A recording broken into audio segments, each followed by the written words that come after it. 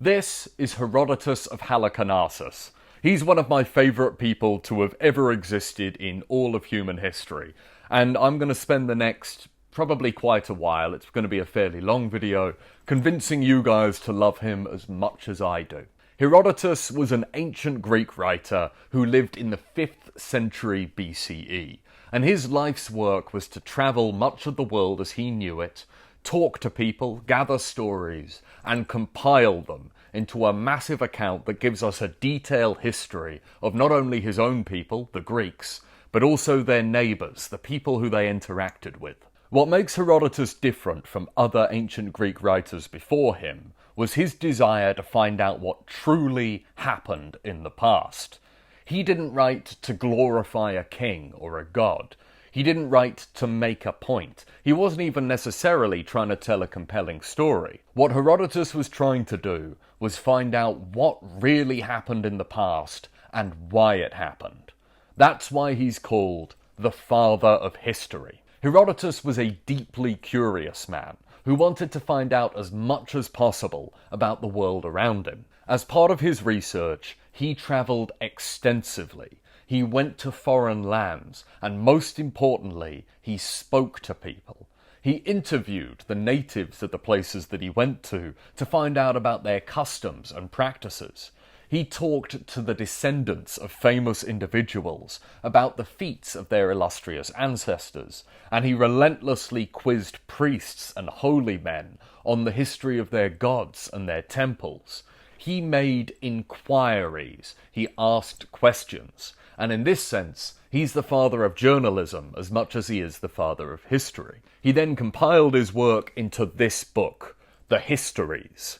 The Greek word history, or historia, means to investigate or to inquire. Herodotus begins this book by stating his intention. Here are presented the results of the inquiry carried out by Herodotus of Halicarnassus. The purpose is to prevent the traces of human events from being erased by time, and to preserve the fame of the important and remarkable achievements produced by both Greeks and non-Greeks. Among the matters covered is, in particular, the cause of hostilities between Greeks and non-Greeks. That last bit is especially significant.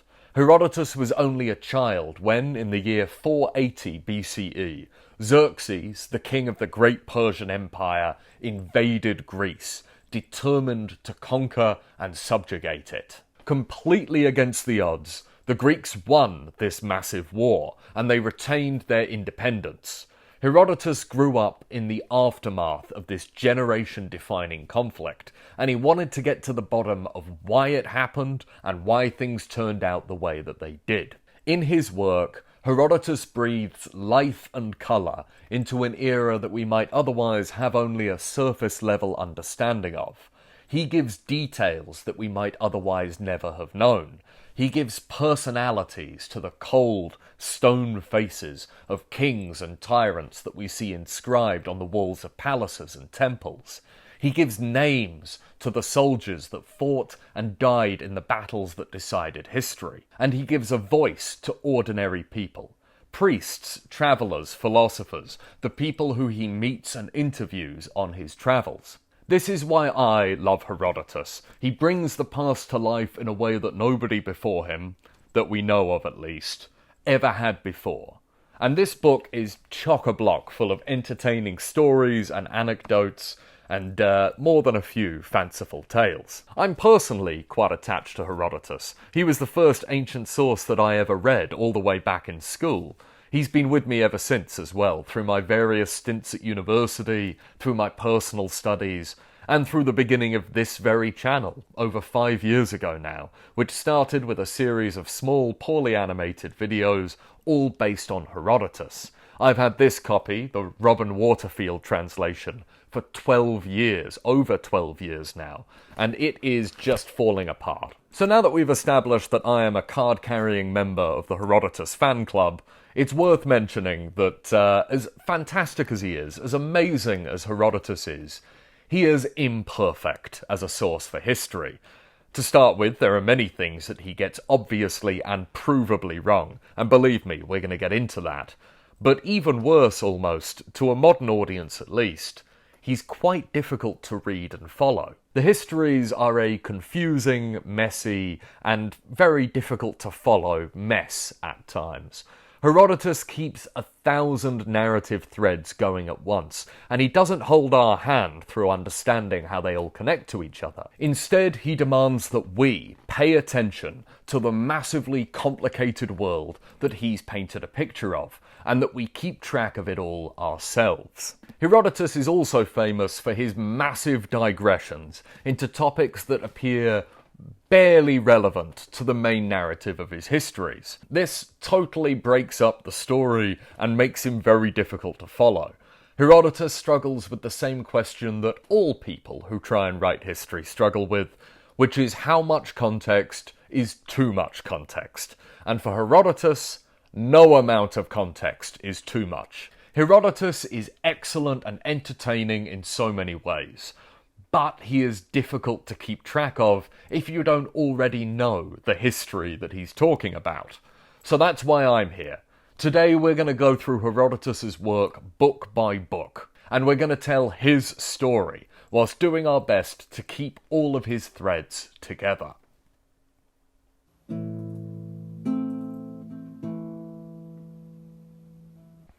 The first book of Herodotus is split into two broad narratives, the stories of the rise and fall of two powerful kings, Croesus of Lydia and Cyrus of Persia. We'll start with Croesus. Croesus was king of Lydia, this part of the world here, and when he came to power in the 6th century BCE, the kingdom of Lydia was at its height.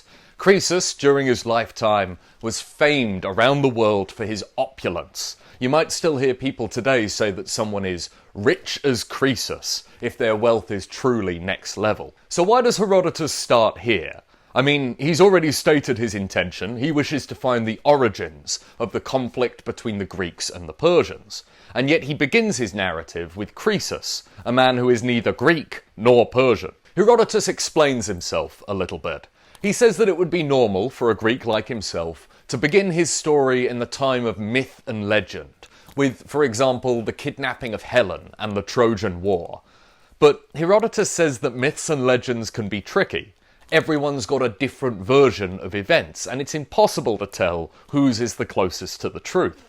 That's the kind of history that Herodotus is trying to move away from. So instead, Herodotus is beginning his narrative with Croesus of Lydia because he was the first man to treat the Greeks in a criminal way. You know, to subjugate them, to take their freedom from them.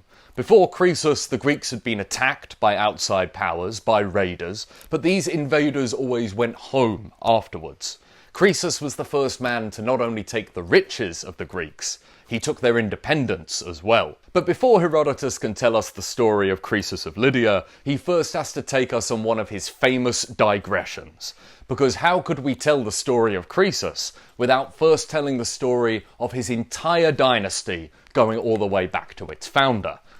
Get used to this, it's a bit of a theme in Herodotus. Before Croesus's family came to power in Lydia, the kingdom was ruled by the Heraclids, descendants of the great Greek hero Heracles. This fella right here. But the Heraclids lost power in Lydia after 22 generations of ruling due to the actions of their last king, Candaules. King Candaules, so the story goes, was very much in love with his own wife. So in love with her that it was starting to get a bit annoying for everybody else, because he would spend all day praising her beauty, going on and on and on about just how incredible she was. One day, Candaules is talking with his bodyguard, a man called Gyges, and he says, "You know what, Gyges? I don't think you believe me when I tell you that my wife is the most beautiful woman on earth. I reckon that you think I'm just some love-smitten fool." And Gyges, who was used to this kind of stuff, responded, "No, your majesty, I know she's the most beautiful woman on earth. You tell me every day. No need to convince me, she's a stunner. 10 out of 10. But the king won't accept this. He keeps pushing Gyges. He goes, No, I'm not convinced. I don't believe for 1 minute that you can fully comprehend the disproportionality of my wife's beauty compared to all the other women on earth. How could you? I know. You need to see my wife naked." Gyges is shocked and horrified at this suggestion. "This is perverse," he tells the king. He reminds Candaules that custom exists for a reason.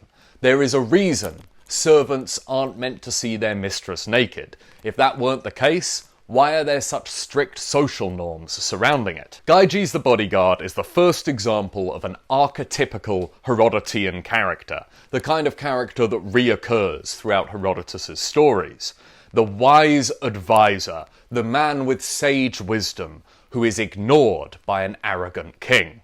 In Herodotus's histories, whenever a ruler, whenever a king or emperor is about to make a really terrible decision, you know, the kind that will forever doom him, he almost always does so after ignoring the good advice of one of his underlings.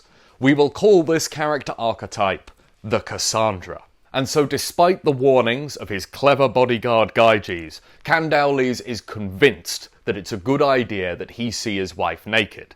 And he reassures Gyges that he's going to contrive the whole thing. The queen won't even know that he was there. All he has to do is hide behind their bedroom door, wait for the queen to go into the bedroom and get undressed, and then slip out without anyone ever knowing that he was there. However, that's not how it went down. The queen, being both smart and observant, sees Gyges behind the door and immediately puts the whole conspiracy together.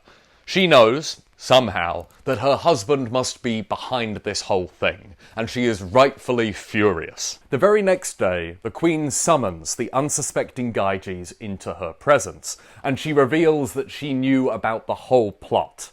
Somebody has committed a crime against her dignity, and that somebody has to pay with their life. She then offers Gyges a choice. Either the king is responsible for this insult against her dignity, because the whole thing was his idea, in which case Gyges has to help her murder him. Or Gyges is responsible, as the man who followed an immoral command, in which case it is on him to take his own life. Unsurprisingly, Gyges goes with the former option. And so, ironically enough, by using the exact same trick of hiding behind the bedroom door, Gyges murders Candaules. He then crowns himself king of Lydia and marries the old queen. Well done him. Now at first glance, this seems like a completely pointless digression from the narrative. What does this story about a peeping Tom turned regicide have to do with Croesus of Lydia, who lived decades afterwards? Well, it all has to do with fate. Gyges had killed a legitimate king, and this was a great sin. In response to this crime, the Greek god Apollo, speaking through his oracle at Delphi, declared that the Heraclids, Candaules' family, would one day have their revenge, in 4 generations' time. And this is why Herodotus considers the genealogy of kings to be so important. Divine retribution, justice, and the rebalancing of the world are hereditary. Croesus, the great-great-great-grandson of Gyges, will be the one to pay for his ancestors' crimes. Anyways, back to the main narrative, the story of Croesus of Lydia. He comes to power, he becomes king, and he starts relentlessly attacking everyone else in Asia Minor. He attacks everybody west of the river Halys, and he even starts building a fleet to go and attack the Greek islands of the Aegean. But he's dissuaded from this naval expedition by the work of a very clever Greek man. This clever Greek tells Croesus that the Aegean islanders are preparing for war against him by buying thousands of horses. He says their plan is to land on the mainland and face Croesus in his own territory, to fight his army on horseback. Now Croesus is delighted to hear this. He says, what fools these Greeks are. I mean, don't they know that us Lydians are some of the best horsemen on earth? And yet when it comes to fighting us, they want to fight us in the way that best suits us? Go ahead, great way to win a war. The Greek then points out that, yes, Croesus is right to be pleased that his enemies wish to face him where he has the advantage. Yes, it would be monumentally stupid of the Greeks to try and face the Lydians on land, on horseback, where they are obviously the better warriors. But doesn't Croesus realise that the Greeks are some of the best seafarers on earth? These are people who live at sea. They are literally islanders. Doesn't he realise that when the Greeks heard that the landlocked Lydians were building a navy and were going to face them where they had the advantage, They were just as delighted to hear that as Croesus is to hear that they were going to face him on land. Croesus takes this man's point and he abandons his plan to build a navy and expand further west. This clever Greek is our second archetypical Herodotean character, an archetype that we're going to call the Odysseus, a cunning and conniving man who achieves his ends through dishonesty, but is nevertheless sympathetic. This clever Greek manipulated and lied to Croesus, but in doing so, he saved his own people from invasion. Despite this minor setback, Croesus is still a wealthy, successful, powerful king, ruling his massive empire from its capital city of Sardis. And one day, when he's reclining in his palace, he receives a distinguished visitor, a man named Solon, who came from Athens. Solon is a famous Athenian lawgiver, sage, and poet, and Croesus is delighted to have such a guest. He shows him all round Sardis, he shows him how wealthy he is, he shows off his great riches, and then one day at dinner, Croesus turns to Solon and asks him, "Who is the happiest person you have ever met?" Solon answered, fairly confusingly, with 3 pretty ordinary dead people. People who lived good lives and, more importantly, died good deaths. But Croesus of Lydia, the richest man alive, who obviously expected to be Solon's #1 pick for happiest guy, is outraged. "Do you hold us Lydians in such contempt?" he asked. Solon responded that the gods are fickle, and no 2 days in a human life are alike. Good fortune today might be followed by bad luck tomorrow. Call no man lucky until he has died a good death. Now, it's worth noting that most modern scholars think that this meeting between Lydian king and Athenian sage almost certainly didn't happen. The timelines don't really add up. But Solon's purpose in Herodotus's narrative is to act like Gyges the bodyguard as a Cassandra character, a wise advisor who warns an arrogant king that his downfall may be imminent. And much like with Gyges the bodyguard, his warnings go unheeded. Croesus does not appreciate Solon's wisdom. He is himself an archetypical Herodotean character, an archetype that we will call the Agamemnon, the arrogant king, blinded by his own success, who doesn't realise that he is destined to fall. Just as Solon warned, Croesus's good luck begins to run out. First of all, his son and heir is killed in a hunting accident, and this sends the king of Lydia into a deep 2-year depression. He then hears that his close ally and brother-in-law, Astyages the king of Media, has been overthrown by some upstart king, someone called Cyrus the Persian. Croesus is growing increasingly concerned about this new people, these Persians, this growing power, but he's not really sure what to do about it. So he consults the oracle at Delphi for advice. At Delphi, there was a temple to the Greek god Apollo, the god of disease, music, the sun, and most importantly, prophecy. Apollo knew the future, and sometimes, if he felt generous, he would offer hints to his followers, which he would give through his priests and temples.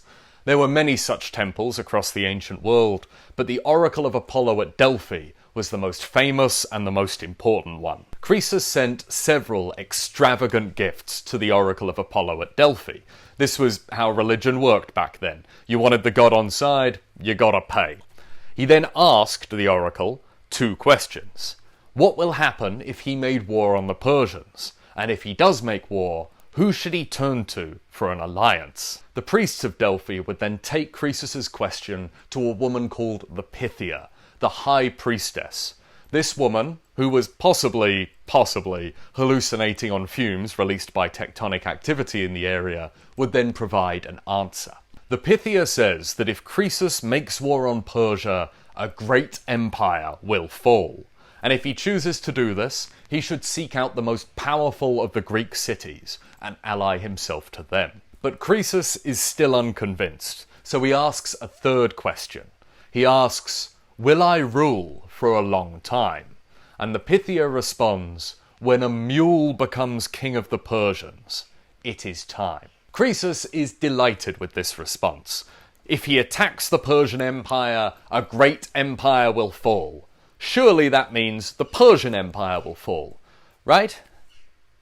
Right? Anyways, he's just been told that his rule will only end when a mule becomes king of Persia, which is obviously never going to happen. I mean, the Persians are a strange people with bizarre customs, but they are not ruled by farm animals. They are ruled by very human kings. A mule will never be king of Persia, so Croesus's rule will never end.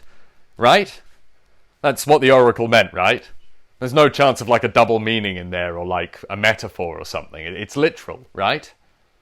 Right? Croesus takes the oracle's advice and he seeks out the most powerful Greek city for an alliance. And he learns that amongst the Greeks, two cities are considered the most powerful: Athens and Sparta. Okay, it's time to meet the Athenians and the Spartans. Finally, our Greek historian is going to give us some real Greek history, and he's starting strong with the two largest and most well-known cities in Greece, Athens and Sparta, two very powerful but very different states. One of the big differences between the two is their dialect of Greek.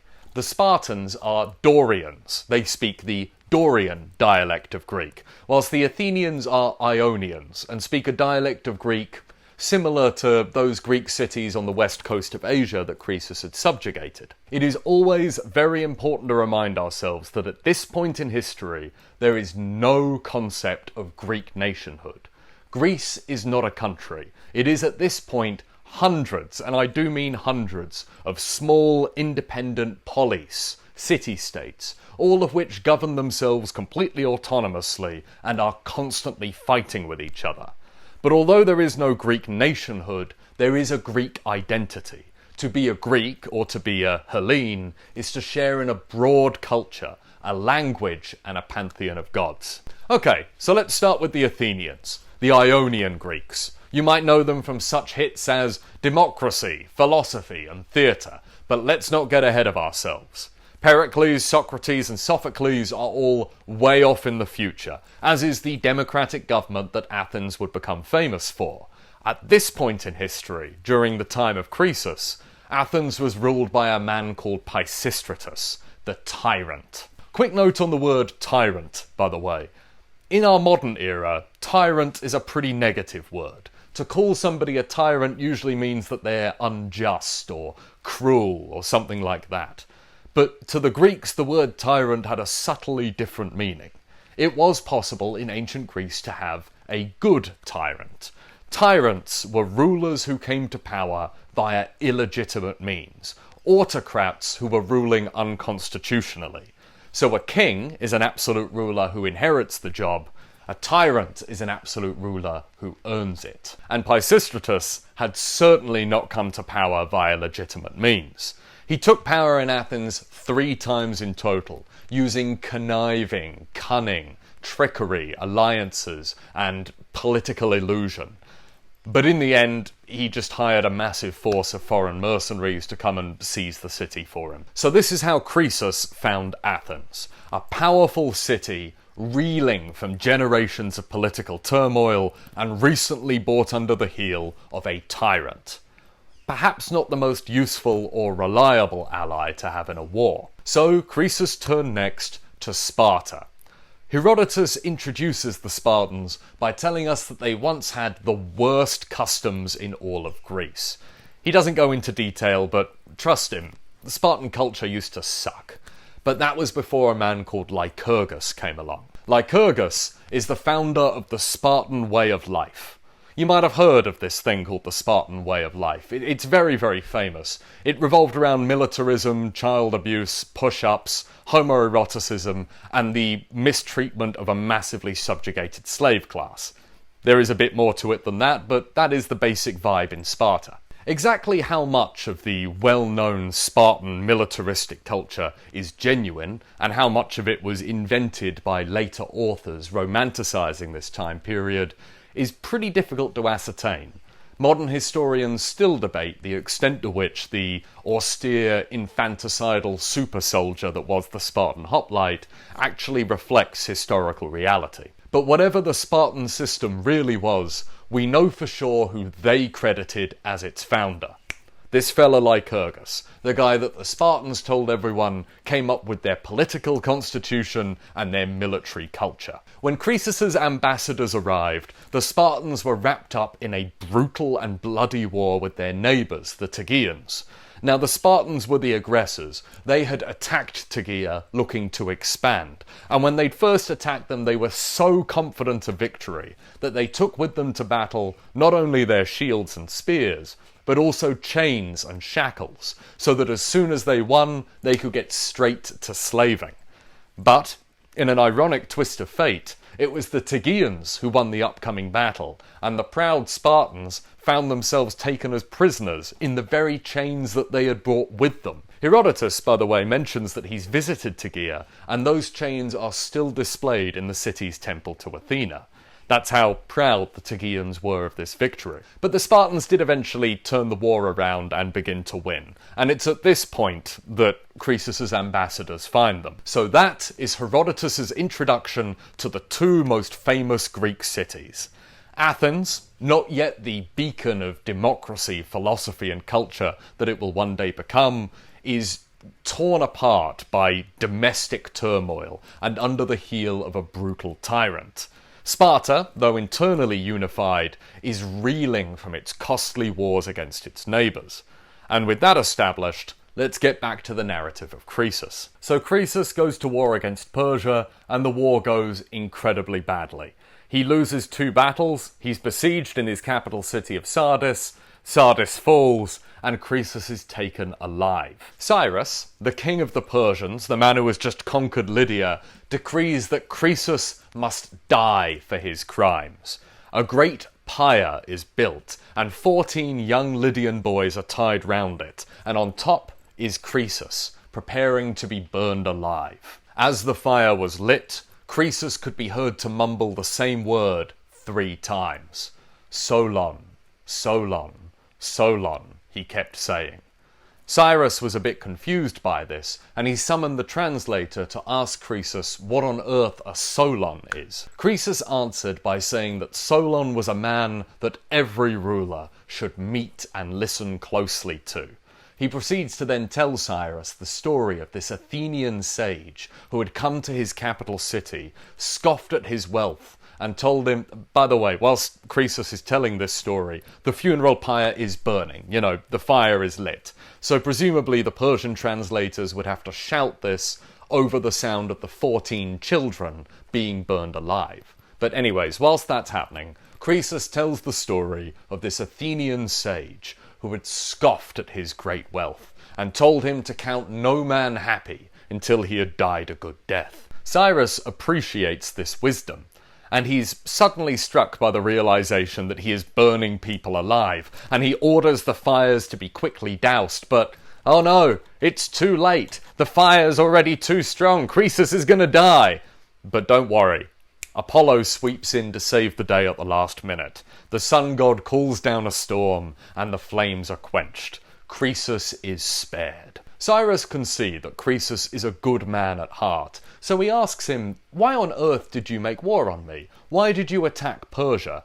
And Croesus answers that he accepts some of the blame, fair play, but true responsibility lies with the god of the Greeks, Apollo, who through his oracle at Delphi encouraged him to make war on Persia, a choice he would have never made himself.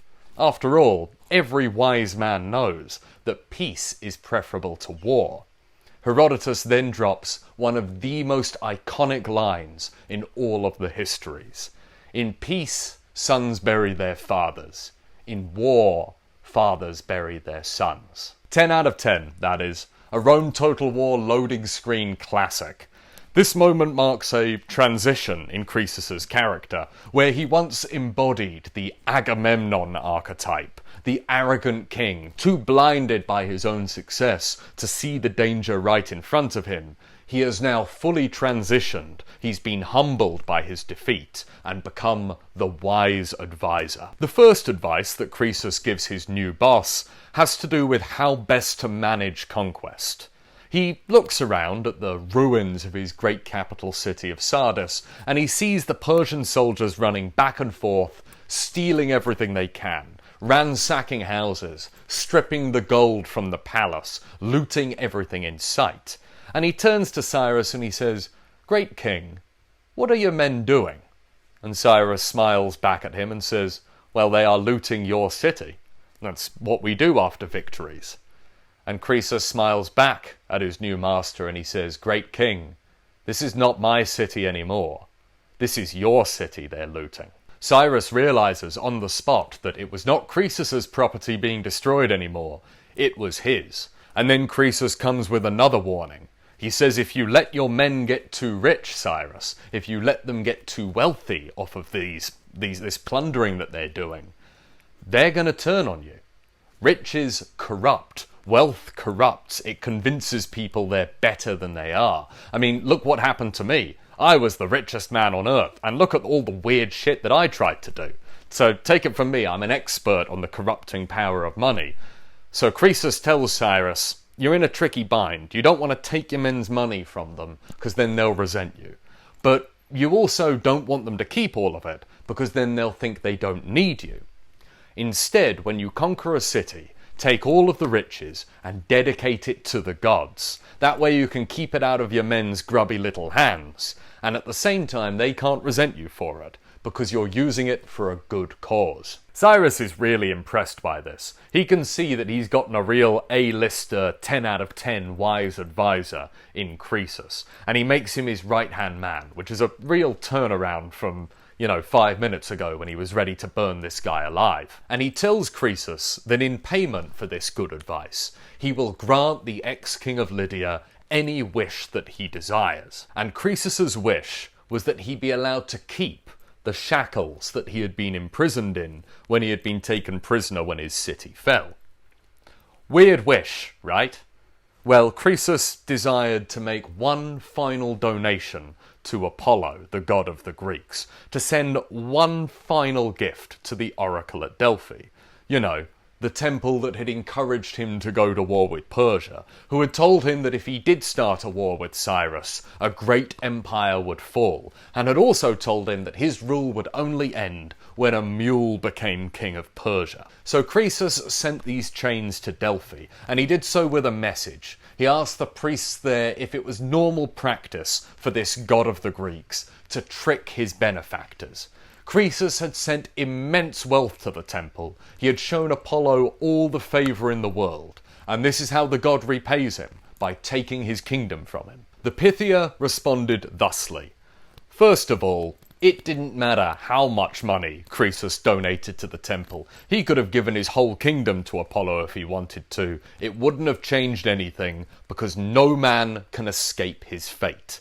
Destiny is written in stone, and you can't buy your way out of it.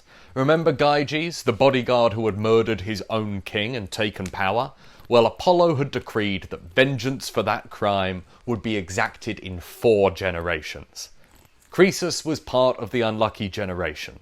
His fall was inevitable. And secondly, the Pythia says that Apollo never deceived Croesus. He simply failed to ask the right questions. And I think that Herodotus is speaking to us a little bit through this story. Remember that his book is called The Histories, the inquiries, the investigations. His method is interview. He believes that the best way to get to the truth is to ask the right people the right questions. When the oracle had told Croesus that if he attacked Persia, a great empire would fall, it had been telling the truth. It was on Croesus to then ask a follow-up question. Which empire? But he hadn't done that. He hadn't made a further inquiry. Instead, he had just assumed that Apollo didn't mean his. He had also made the mistake of taking the second prophecy, that his rule would end when a mule became king of Persia, too literally.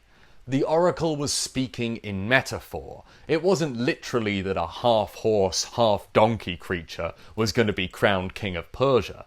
No, it had to do with the fact that Cyrus, the king of the Persians, was half Mede, Mede on his mother's side, and on his father's side he was Persian. He was of mixed background. The Medes and the Persians are 2 different tribes of Iranians. And this is what the oracle had meant. And so ends the story of Croesus of Lydia, the prosperous and proud king who overreached and lost everything.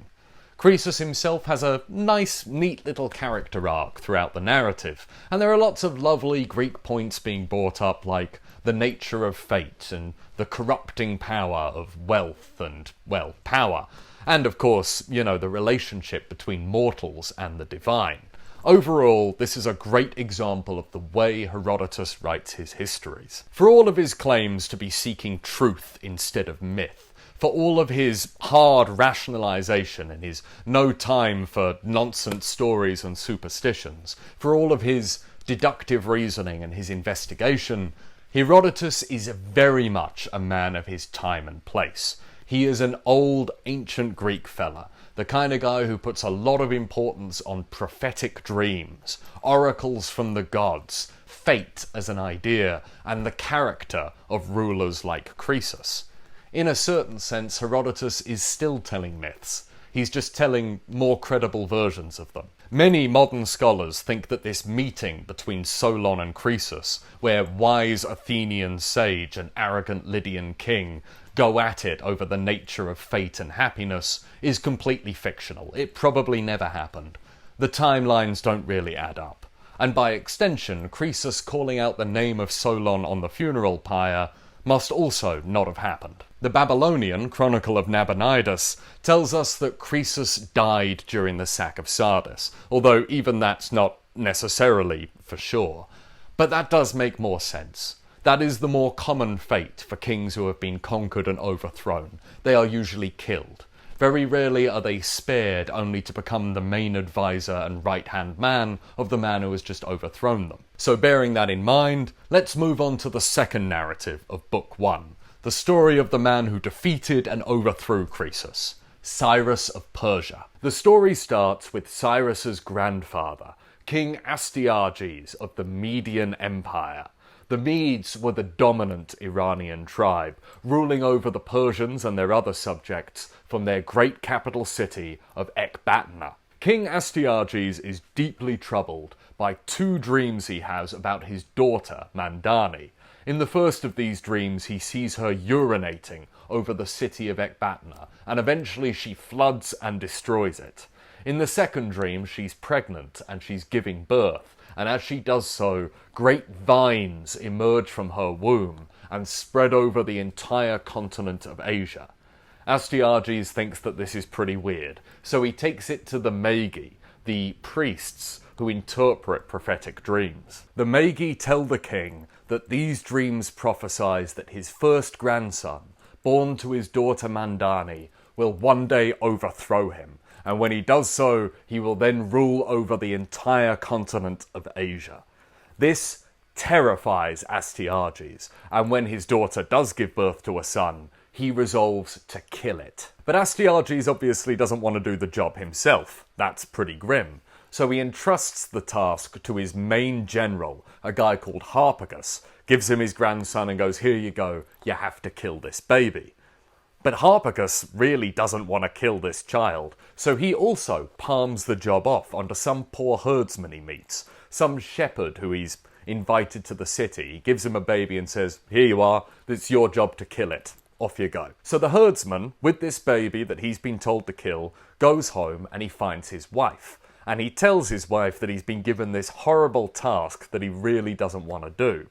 Now, as it happened, when the herdsman left for the city, his wife was heavily pregnant, and whilst he was away, she'd given birth, but the child had been stillborn, and his wife begs him, saying, "No, please don't kill this baby. Instead, why don't you give the general our child that's already dead, and we'll keep this one and raise him as our own." This child, as you've probably already guessed, is Cyrus, future king of the Persians. And even though he's raised by poor herdspeople, he is spotted at roughly the age of 10 years old by Astyages the king, who recognises that this is the grandson that he thought he'd had killed.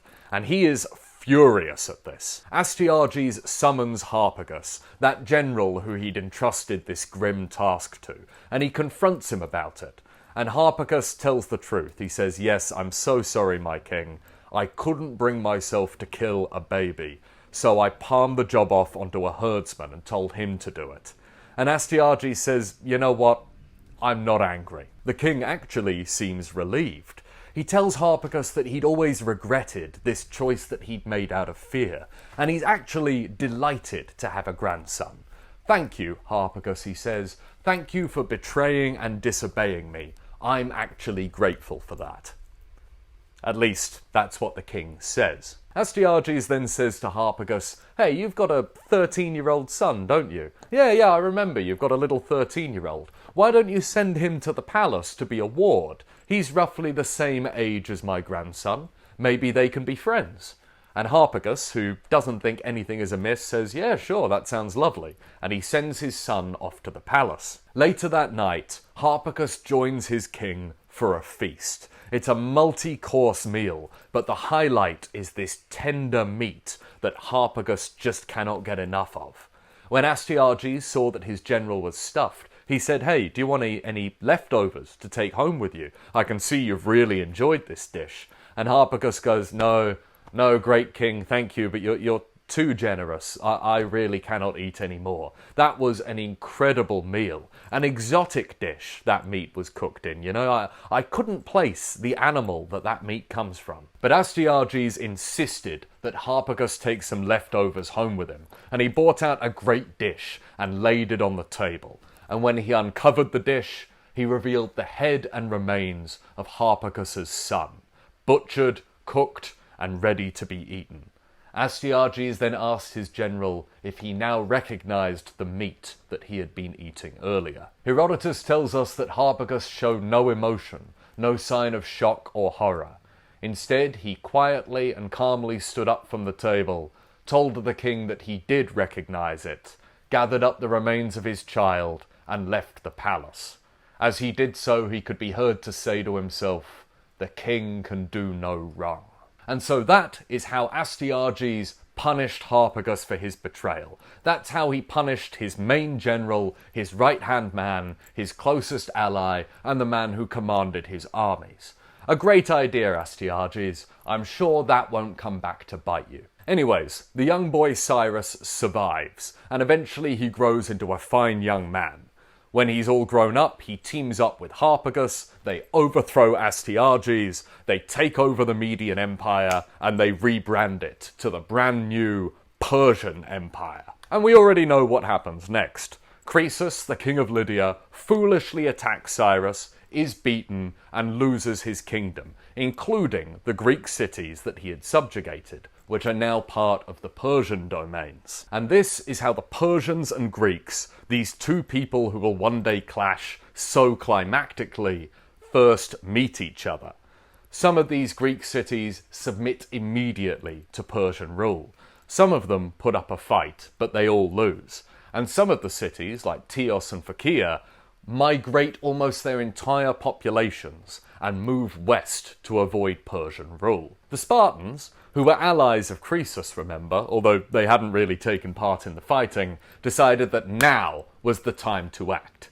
They sent a delegation to Sardis to confront this so-called king of Persia, and they told him, hey, you better stay out of mainland Greece. You better not expand further west because, you know, we're the Spartans, and we consider ourselves the protectors of Greece. So if you dare conquer any more than you already have, you know, watch out, because you'll have the Spartans to answer to. Cyrus responded to this somewhat confrontational attitude in a beautifully condescending way. He asked them who on earth the Spartans were, which is a fair question. I doubt that this Iranian warlord, now become suddenly mighty king, would ever have heard of this obscure Greek state, merely one of hundreds of cities of these bizarre people that now lived on the western border of his empire. It's also a great example of the inflated Spartan sense of self-importance, something that's pretty characteristic of them throughout their history.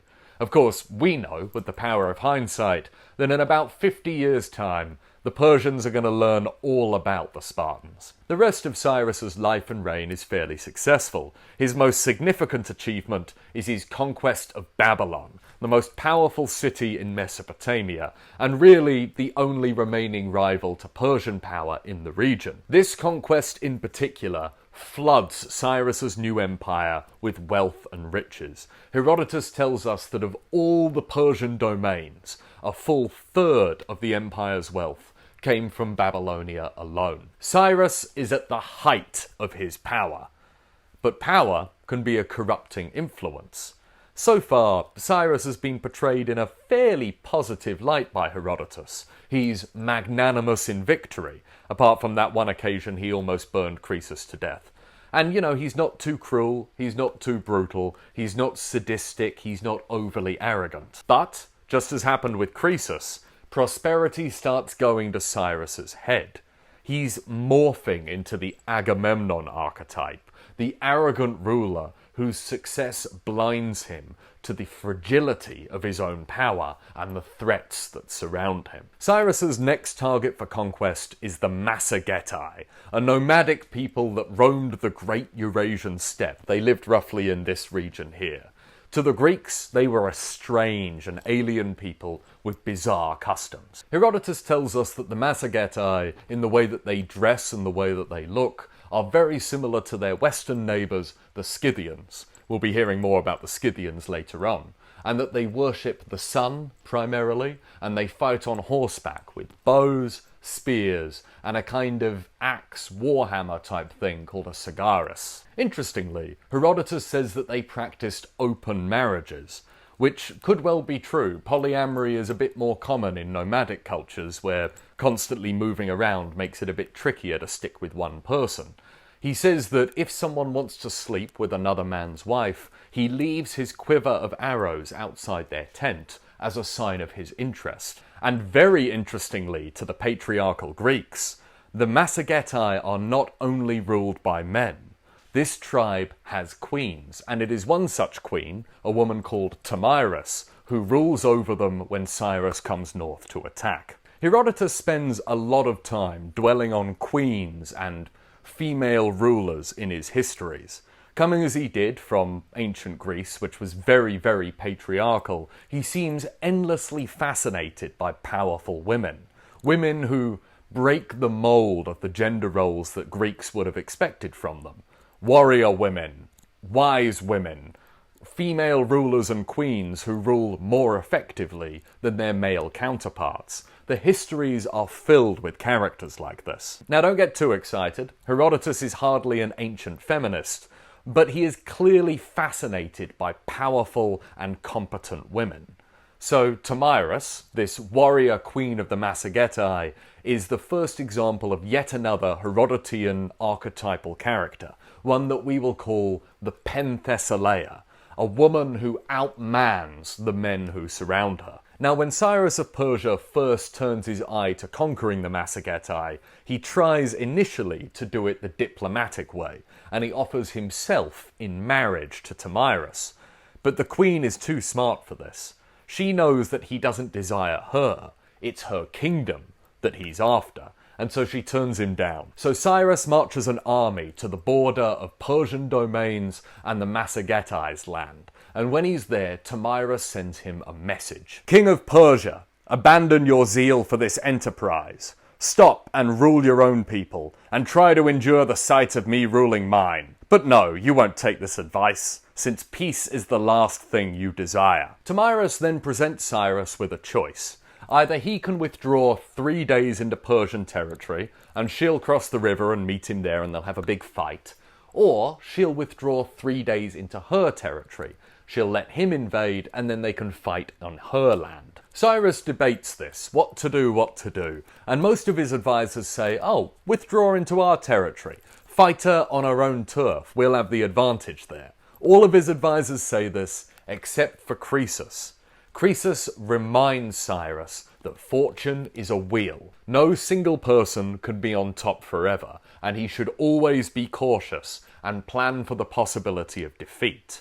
If he is defeated in Thamyris' territory, he can still withdraw. He can still make another defensive line and try again. But if he allows this tribe to come into the Persian Empire and defeat him in his own lands, he might lose the whole place. Croesus also suggests another idea, a trick. He reminds Cyrus that the Massagetae are not big drinkers. These nomadic people don't have a whole lot of alcohol drinking, not like the Persians, who love a good piss-up. And so he says, why don't we abandon a load of wine in the field, and when they drink it, we can attack them then. And this is exactly what the Persians do. They feign a retreat, they leave behind a large quantity of wine, the Massagetae drink it, and they get incredibly drunk, and they all pass out. And then the Persians can come in and easily capture them. Cyrus uses this to not only capture a large portion of Tomyris's army, he also captures the queen's son. The capture of the queen's son is great news for the Persians. He's going to be a very useful hostage. Maybe they can negotiate a very favourable peace now, or something like that.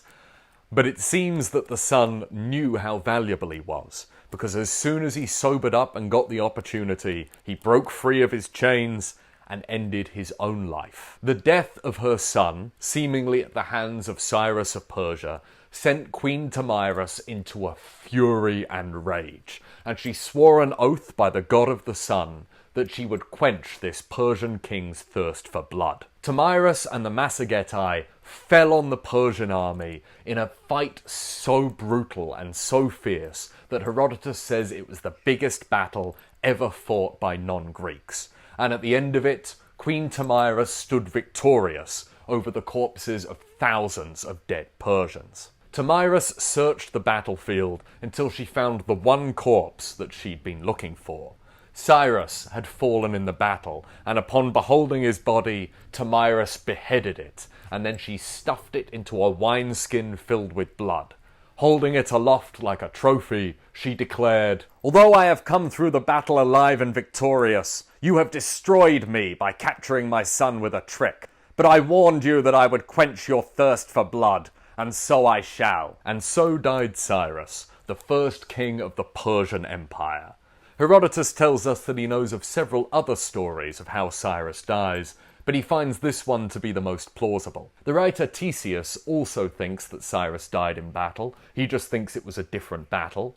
Xenophon, who's also a Greek author, says that Cyrus died peacefully of old age. And I think there's one 12th century source that say that Cyrus was killed by this queen, Tomyris, but it wasn't in battle. In this version of the story, Tomyris accepts the proposal of marriage, but then assassinates Cyrus after they've been married. Either way, I don't think that Herodotus's account of Cyrus's death is truthful.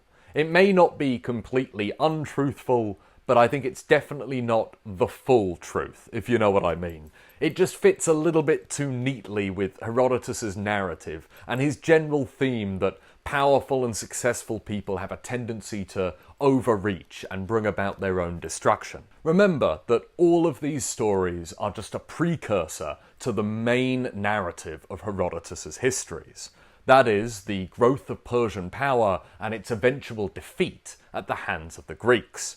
Herodotus portrays the Persians as a powerful people, an expansionist people, who come to dominate most of Asia, but eventually they overreach, they push too far, they want too much, and they bring about their own destruction.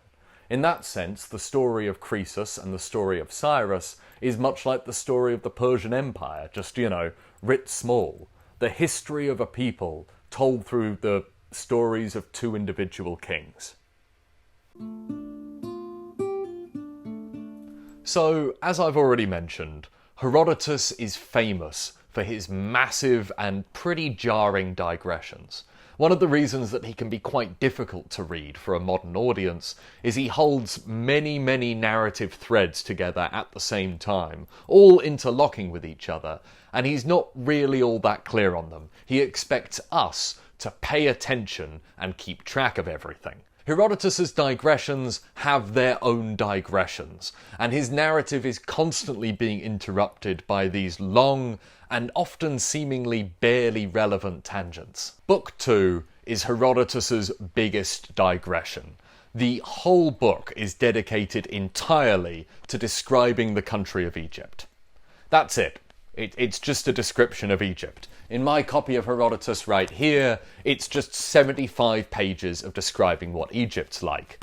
And to a modern audience, this feels pretty out of place, like a chapter from a different book got lost and accidentally wandered into this one. And that might be true. Some scholars believe that Book 2 was never intended to be a part of the histories, that it was actually part of a completely different work that Herodotus was, trying to write, but it ended up getting lumped in for some reason or another. I think the reason is probably because Book 3, what comes after this, starts with Cyrus's son, Cambyses, the new king of Persia, conquering Egypt. And as we will see in the next part of this video, Egypt consumes Cambyses. And so it's fair that Herodotus wants to give us quite a bit of backstory on what this country of Egypt is actually like. Egypt at this point of history is already an ancient society. The pyramids are over 2,000 years old by the time Herodotus visits them, and he seems to have been very impressed by Egypt. He travelled all up and down the country, and he speaks very highly of Egypt and the Egyptians. But that doesn't mean he understood them. One of my favourite bits of Book 2 is when Herodotus visits the Great Pyramids, and he beholds them and he's very, very impressed. And when he goes up for a closer look, he spots some hieroglyphs carved into the side. And he turns to his Egyptian translator and he asks what the hieroglyphs say. And the translator says, this is the rations for the workers who built the pyramids. How many radishes, how many onions, how much they get for their lunch break. Now this is obviously nonsense. We can be pretty certain that when the Old Kingdom pharaohs were constructing these mighty tombs designed to last for eternity, they didn't scribble their shopping list on the side of them. We don't know what Herodotus's translator meant by this, but my favourite explanation is that he was just a rubbish tour guide or a bit of a scam artist. One of those dodgy tour operators who makes things up to fool unsuspecting tourists. Tour guides do that kind of stuff all the time today. What's to say that they weren't doing that in the ancient world as well? And this is something to always bear in mind when we read Herodotus. His method is interview. That's how he does his research. That's how he gathers his information. But he doesn't always tell us who he's interviewing, and some of his sources are pretty disreputable. Herodotus doesn't seem to be that good at vetting his interviewees. This is especially true of things like his description of the city of Babylon, which is in Book 1. I sort of skipped over that in the last part, but there is a lot of debate amongst modern scholars about whether or not Herodotus even visited the region. His description of the city doesn't fit with our archaeological understanding of Babylon, and his portrayal of Babylonian culture, most famously the wife auctions that inspired this famous painting here, is pretty inconsistent with our understanding of how the Babylonians actually operated. Herodotus relies occasionally on sources that are unreliable or misinformed, and he himself is pretty prone to a bit of misunderstanding. I mean, you got to remember that he is a Greek travelling in a non-Greek world, and it doesn't seem that he understands the local language and doesn't really have an intimate understanding of the people that he's dealing with quite a lot of the time.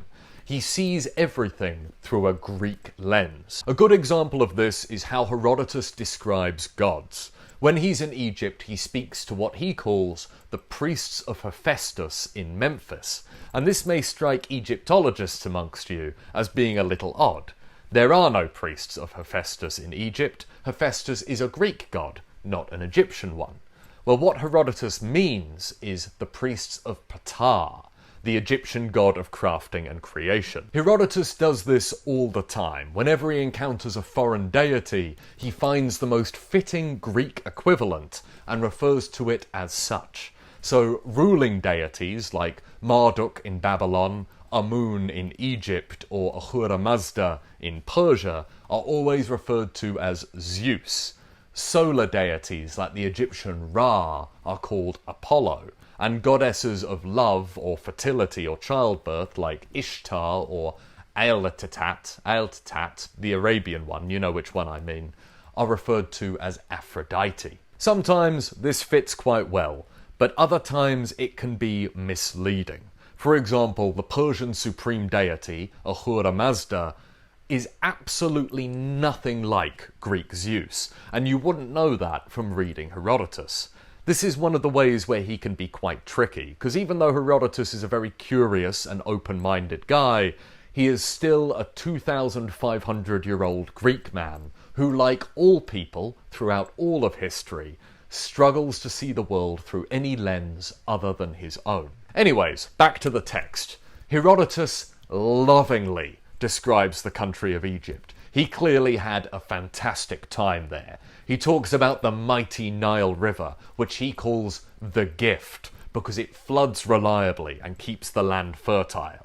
He talks about the mighty mountain range that borders the Red Sea, which he spent 2 months traversing.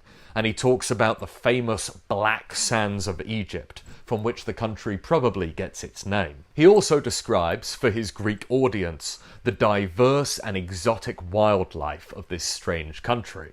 Crocodiles, for example, which must have been a terrifying concept for the folks back home. These giant river lizards that sometimes eat people.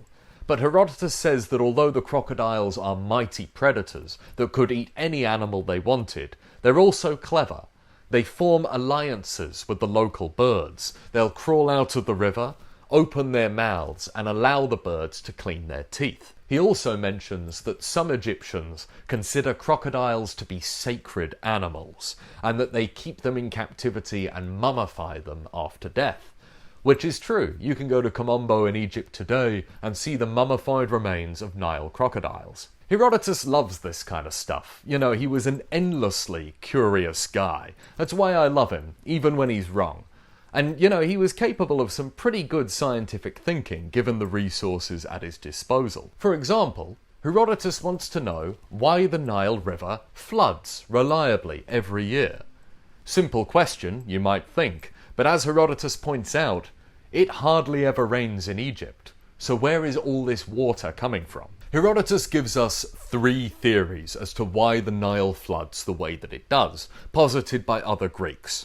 One of which is that the northern shore of Egypt is bombarded by strong southerly winds, and whilst the Nile is flowing northwards, these winds are pushing water southwards, and this causes the Nile to back up with water and overflow and burst its banks. But Herodotus spots that this is obviously nonsense. To start with, there are many rivers around the world that flow in the opposite direction to the wind, and they don't act the same way. And also, he's been to Egypt, and he can see that the Nile floods whether there are strong winds or not. So it can't be this. Some other Greeks will tell you that the Nile floods because the entire earth is surrounded by a great ocean, which feeds into southern Africa. But Herodotus says that this ocean that circumvents the earth is nonsense. It's a fiction, invented by some imaginative Greek poets. The third theory is Herodotus's least favourite one. Some Greeks claim that the further south into Africa you go, the colder it gets, until eventually it is snow and ice. And when this ice melts, it feeds into the Nile, inundates it, causes it to flood.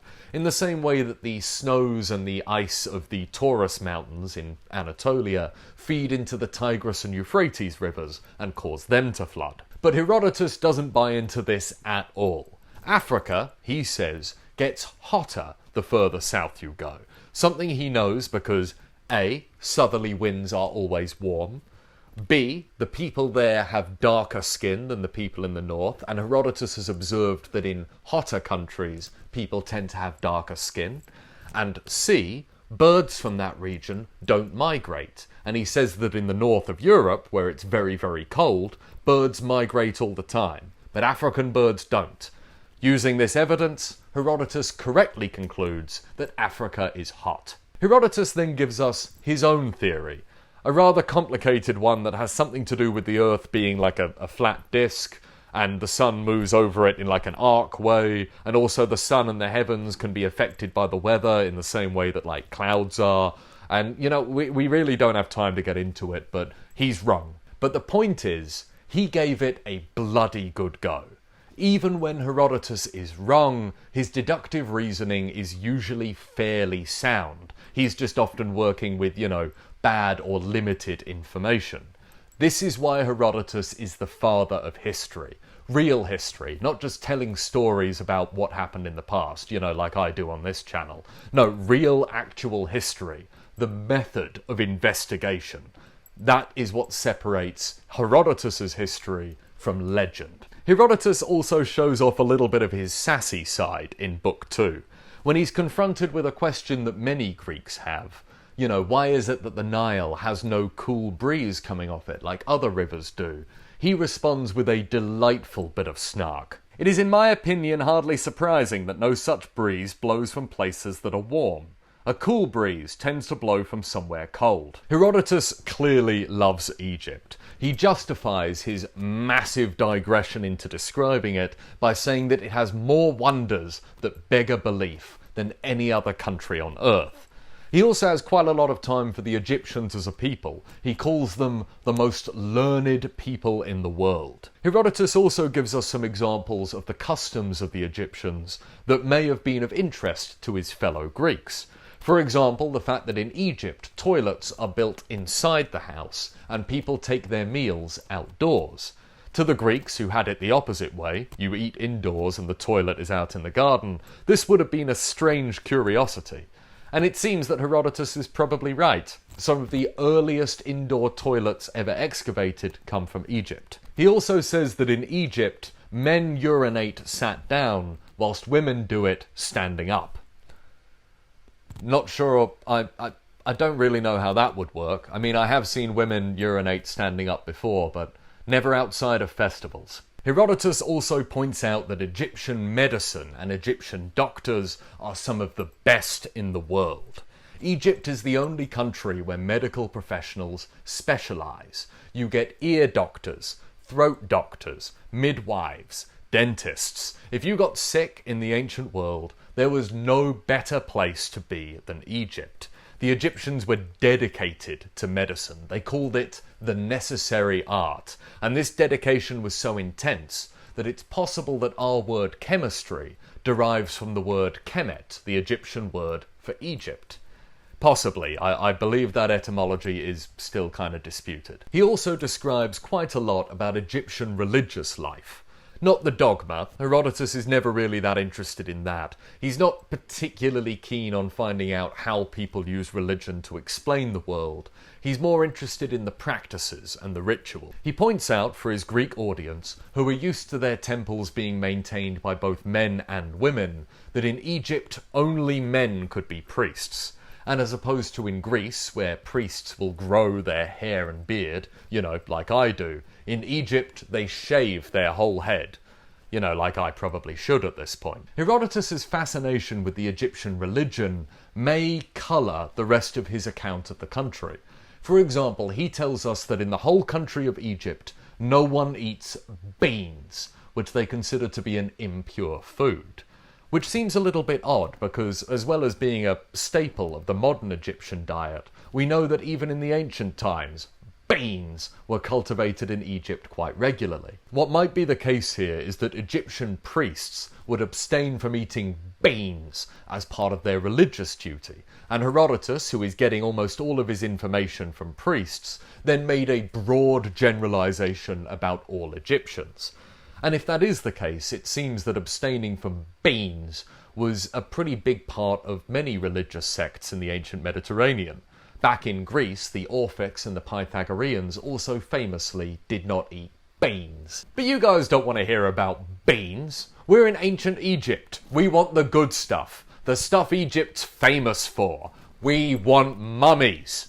And Herodotus does not disappoint. He gives us a lovely, detailed description of the mummification process. When you die as an Egyptian, your family has 3 options, and all of them come with a different price tag. If you've got the big bucks, you know, the money to spend, the most expensive mummification option goes like this. Hook goes up your nose, give it a good whisk round, pull out the brain. Cut open the body, out with the intestines. Shove that torso full of herbs and spices and spray a little bit of perfume in there to cover up the smell. Then leave the body to set for about 70 days, wrap the whole thing in linen, and voila, you have a mummy. The second option avoids cutting you open at all. Instead, a syringe is inserted into the cadaver's rectum, and cedar oil is pumped into the torso. A special butt plug is then inserted to prevent leakage, and the body is left for a few days so that all of the insides can liquefy. They then remove the plug and everything just drains out, and the hollow bag of dried skin and bones is delivered over to the family for burial. Herodotus makes no mention on whether the family can keep the butt plug as a souvenir, or whether or not the embalmers hold on to it for reuse. And the third option, the cheapest, goes like this. They cut you open, they give you a quick scrub down, and then they sew you back up. You really do get what you pay for. There was also a fourth option, reserved for especially attractive women, which was effectively the same as normal mummification, but the process wouldn't begin for about 3 or 4 days. This would give the body time to decompose a little bit and become, kind of gross. This was to dissuade the necrophilic tendencies of the embalmers, which was apparently a problem that was endemic in ancient Egypt. And still is today. I learned this whilst researching for this video. Now you know it too. Herodotus also gives us a brief history of Egypt, using the Kings List, 330 generations of Egyptian kings and 1 queen. Now, this Kings List is a lot of fun, but it's not good history. Herodotus' source for this information seems to be the priests of Memphis, and they probably preserved their country's history through oral tradition. And as a result, it's a really good source for what Egyptians in the 5th century BCE thought about their country's history. Not that good a source for the actual events of the previous 2.5 millennia of Egyptian history. Herodotus gives us the highlights. The best pharaohs with the most fun stories. Here are a couple of my favourites. Herodotus describes the achievements of the great conquering pharaoh Sesostris, the man who marched an army all the way up the Middle East and into Europe, fighting battles and conquering along the way. Whenever he won, he would erect a mighty pillar to symbolise his victory, and to remind everyone that he was the greatest conqueror that ever lived. And this is very cool, but also fictional. Sesostris was not a real pharaoh. He seems to be an amalgamation of different warlike conquering pharaohs that over time the Egyptians combined into this one paragon of ideal kingship. The great monuments, the pillars that Herodotus refers to, are often identified with Hittite structures. Herodotus also tells the story of Pharos, the blind king, the king who lost his sight and was told he would only regain it if he washed his eyes in the urine of a woman who had only ever had sex with her husband. After sampling the urine of several women, including his own wife, none of them worked, and this infuriated Pharos until eventually he found the right woman with the right urine. He washes his eyes, he regains his sight, he burns his unfaithful wife to death, and he marries Piss Girl, and they all live happily ever after. But my personal favourite pharaoh on the Kings List is Rhampsinitus. Rhampsinitus was an incredibly wealthy king. He had loads of money, but he was incredibly paranoid that someone was coming to steal it. So he constructed a mighty vault to protect his treasure. But the builder who he hired to make the vault was a clever fellow. He left one stone intentionally loose, and many years later, when his health began to decline and he was on his deathbed, he revealed to his 2 sons this secret, and he told them that they would be rich if they removed this stone and entered the vault. The 2 sons take their father's advice. Night after night they go to the vault, they remove the loose stone, they sneak in, and they take little bits of treasure to make it not obvious. But over time, the king notices that his fortune is slowly shrinking. Rhampsinitus' solution is to lay traps in the vault. And one night the 2 brothers are up to their usual tricks. They've removed the stone, they're stealing the money, and one of them gets his foot caught in the trap. And he very quickly realises it's all over. And he turns to his brother and he says, "Look, mate, you have to kill me. And when you kill me, behead me so that my body can't be identified and the security of our family isn't jeopardized." The next day, the king goes to his vault and is shocked to find that not only has his fortune decreased in size yet again, but now there is a headless corpse with its foot caught in a trap just kind of lying there. He puts 2 and 2 together and he realizes there must have been another thief. So he has a new idea. he decides to take the headless corpse and display it on the city walls, and tell the guards to keep an eye out for anyone who looks like they're mourning or sad whenever they see it. At this point, the mother of the one surviving thief decides to intervene.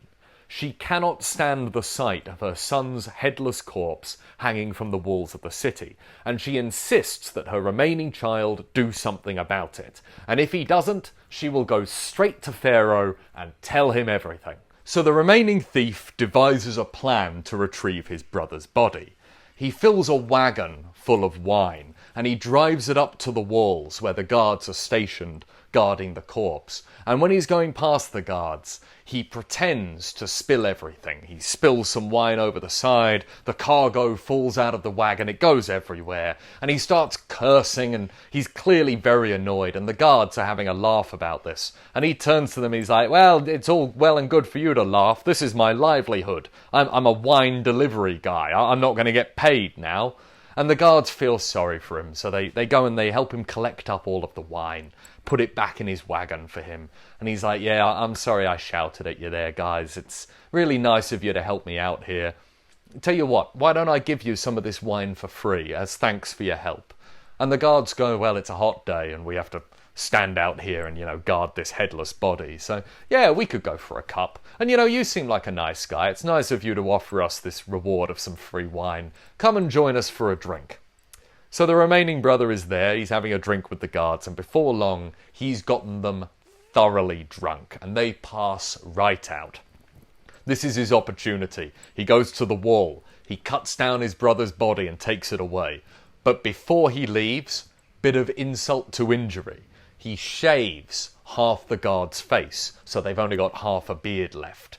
To really show everyone what silly geese these guards are. The Pharaoh is obviously furious at this. He needs to catch this guy now. So he comes up with a new plan. He goes to his daughter, who's an extremely beautiful young woman, and he says, daughter, I have a favour to ask from you. I've got this plan, right, but I need you to help, and stick with me here. It's going to sound like a weird plan, but trust me, there's something to it. I need you to go into the town, and I need you to sleep with any man who wants to. And she goes, done, got it, Dad, well up for that, see you soon. And Pharaoh pauses, he goes, no, wait, there is more to the plan than that. I need you to go into town, offer to sleep with any man who wants to, but on one condition. He tells you the cleverest thing he's ever done.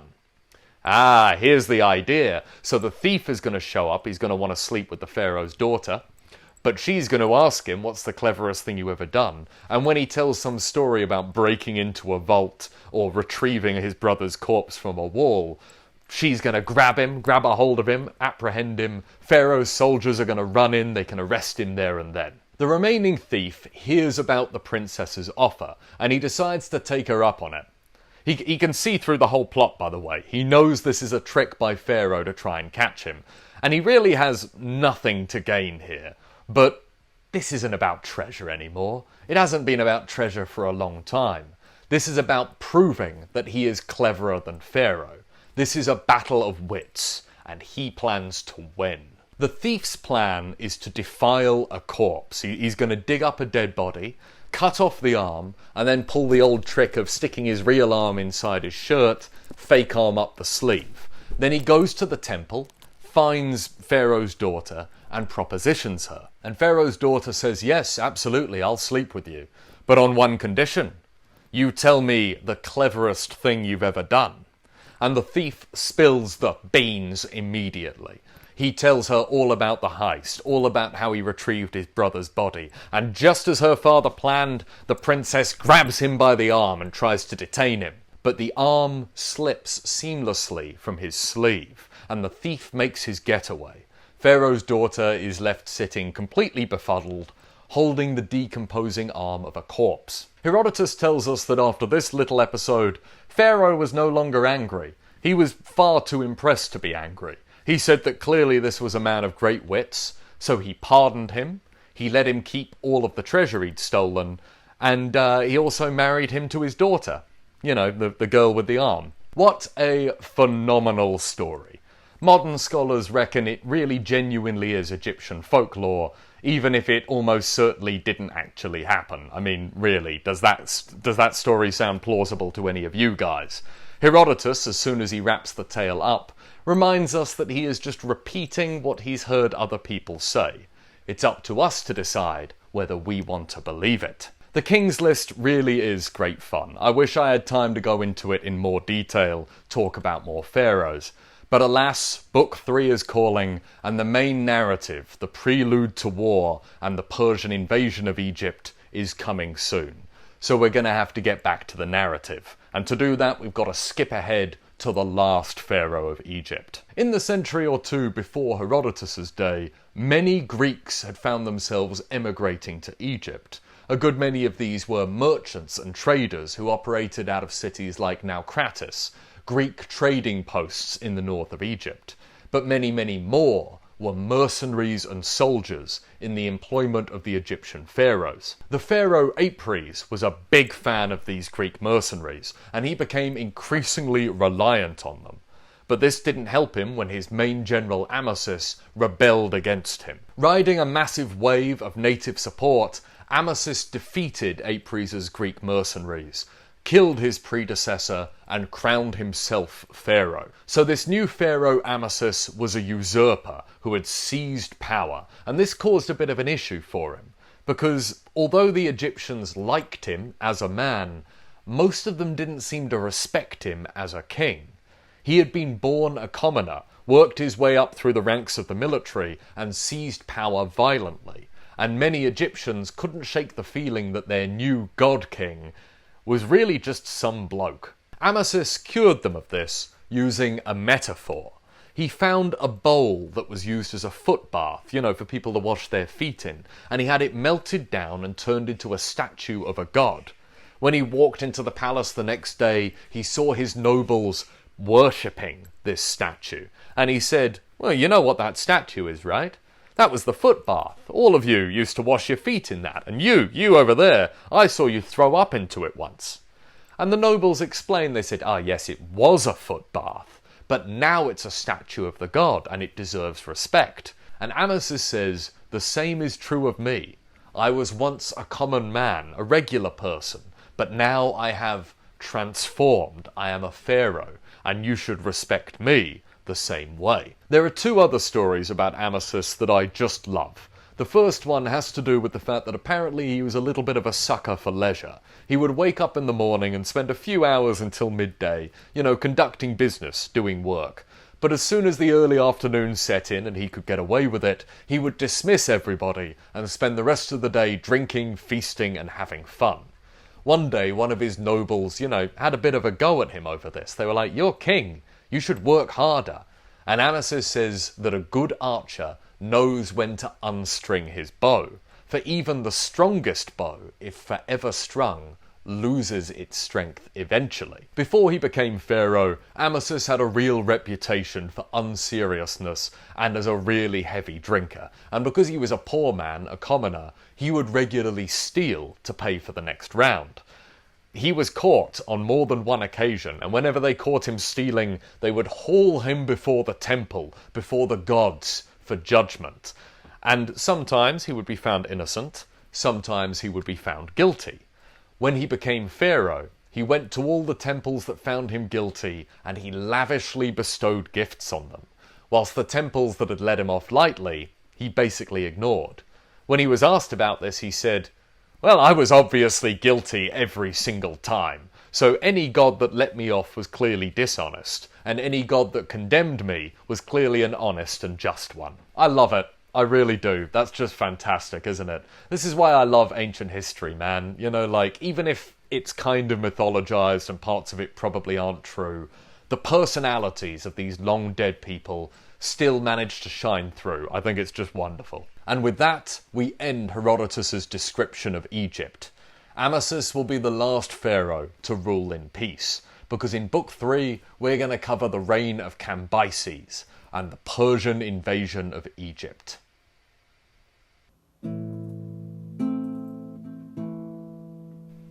Book 3 is very much about the corrupting nature of power. It deals with several rulers whose absolute authority eventually wears away at their humanity, and ultimately they all come to bad ends. In this book we hear about Polycrates of Samos, the pirate lord who ruled over the Aegean until his famous good luck finally ran out, and he died a horrible death. We also learn about Periander, the tyrant of Corinth, who murdered his own wife in cold blood and held on to power with an iron grip. But eventually his cruelty caught up with him. His own son was turned against him, and his family was torn apart. But Herodotus's poster boy for the corrupting nature of power is Persia's second king, the eldest son of Cyrus, Cambyses, the king who will conquer Egypt. Herodotus gives us 3 stories as to why Cambyses chose to attack Egypt. The story that the Egyptians themselves tell is that Cambyses, the king of Persia, was himself half Egyptian. He was the son of Cyrus, king of Persia, and an Egyptian concubine, and his attack on Egypt was some kind of birthright claim. But Herodotus says that this is absolute nonsense.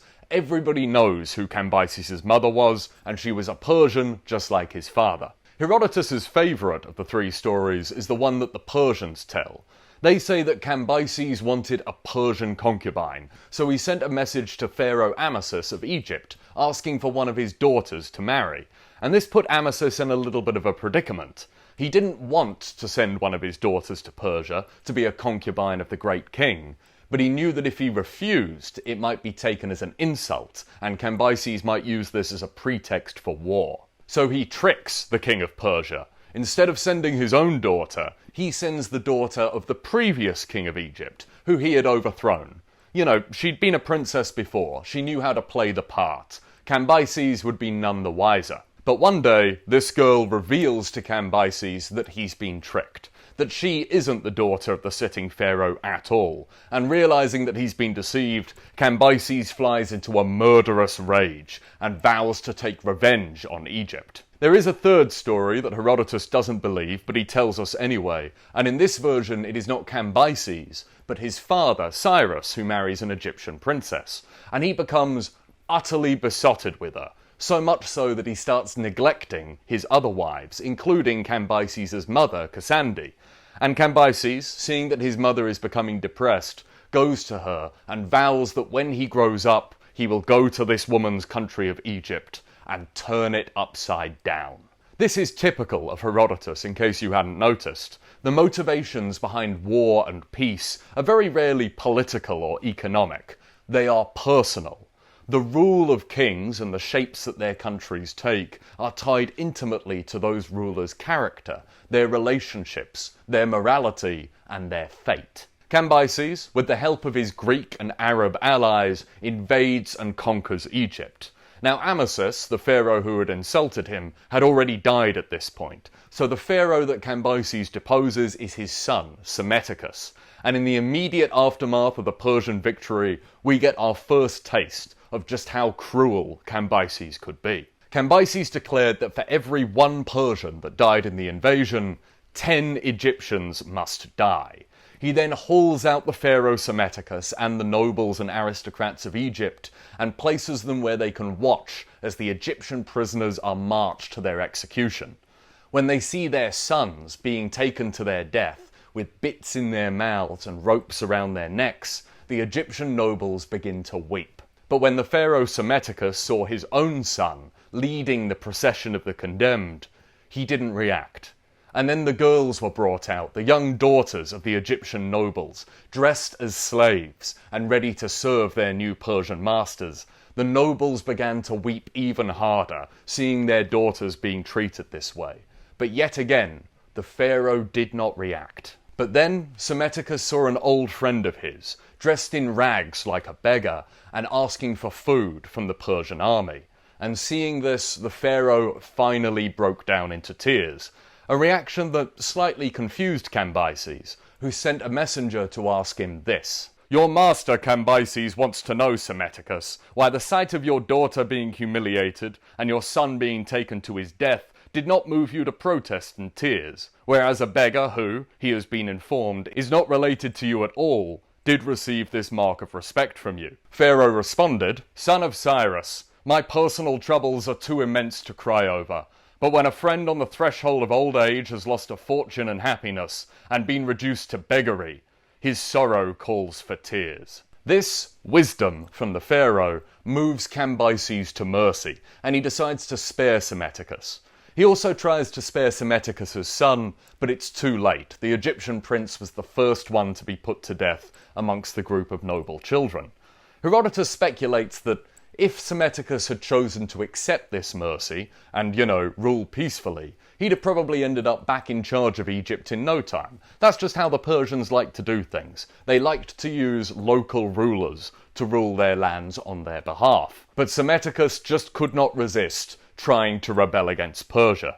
His conspiracy is discovered before it can get off the ground, and he takes his own life. So died Psammetichus, the last pharaoh of an independent Egypt, until the 28th dynasty came along 120 years later. With Egypt conquered, Cambyses plans 3 more military expeditions, all of which fail catastrophically and result in the king losing his mind. The first of these expeditions is to Carthage, the great trading city in modern-day Tunisia. Carthage was a colony of the Phoenician city of Tyre, which was one of many Phoenician cities that dotted the coast of the Levant. The absorption of the Phoenician cities into the Persian Empire is an extremely historically significant event that Herodotus doesn't really spend much time on. It seems that these wealthy trading cities submitted to Persian rule willingly, and were therefore allowed to keep a certain measure of autonomy and self-rule.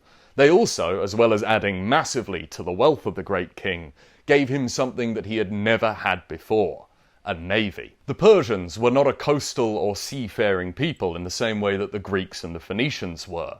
When they invaded Egypt, it seems that all of their ships were Phoenician. Their entire presence at sea at this point seems to have been Phoenician. The Persians relied on these people, and that may be why, when they refused outright to go to war against their kinsmen, the Carthaginians, Cambyses was forced to back down. So Cambyses focuses his efforts on the second expedition, against the Ammonians, a people who lived in the Libyan desert west of Egypt. He sends a great army westwards to go and subdue this tribe, and that great army is never seen again. They simply disappear.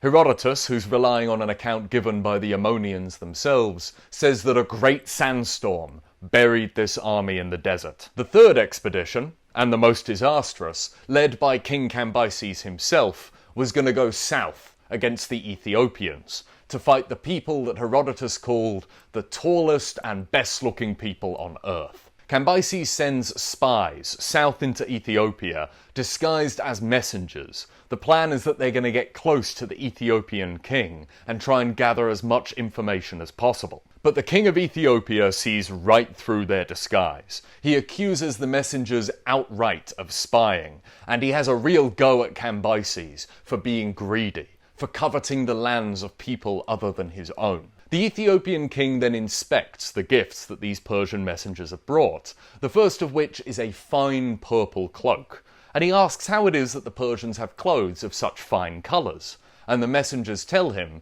well, we have this process called dyeing. We crush up, seashells, and it makes our clothes go purple. The next gift is a bottle of fine perfume, and the Ethiopian king asks what this liquid is, and the Persians say, oh, it's a scent, you put it on yourself to make yourself smell nice. This amuses the king of Ethiopia, who thinks this whole thing is an excellent metaphor for what the Persians themselves are like. Just as they veiled their true intentions when they came to him claiming to be just messengers, they are also deceptive in how they look and how they smell. This accusation that they were liars or they were being dishonest would have been especially cutting to the Persians. As Herodotus points out, there is no sin more shameful in Persia than being a liar, and there is no virtue more honourable than being honest. The only gift that the Persians bring that really impresses this king of Ethiopia is a cask of fine wine. Herodotus then tells us that the people in Ethiopia lived to be 120 years old, due to their access to a spring that has magical qualities, like the Fountain of Youth. Herodotus speaks very highly of the Ethiopians, and of Ethiopia itself. In his description, it's an almost magical land. Now, it's worth noting that Ethiopia is one of those countries that Herodotus talks about in some detail, but definitely never visited. As far as we can tell, the people of ancient Ethiopia did not live to extreme old ages, and they had no fountain of youth. Ethiopia's function in Herodotus's narrative is to provide a contrast to Persian imperialism. The uncivilized Ethiopians, who have so much less than the Persians do, also can't seem to wrap their heads around the idea of coveting what other people have, whilst the Persians, the wealthiest and most powerful people on earth, also suffer from this relentless drive to have more, to add to their possessions. This is probably not an accurate reflection of historical reality in ancient Ethiopia, and it reminds me a little bit of the noble savage trope that we see a lot nowadays. The idea that primitive and uncivilized societies are unburdened by the desires and worries that corrupt the advanced and civilized peoples. The king of Ethiopia then sends the spies home with a gift of his own and a warning for Cambyses. He sends the Persian king a massive bow and arrow, a huge one with an immense draw strength, and he says to the Persian king, "When your people can draw bows of this size with ease, then maybe consider that you can march against the Ethiopians.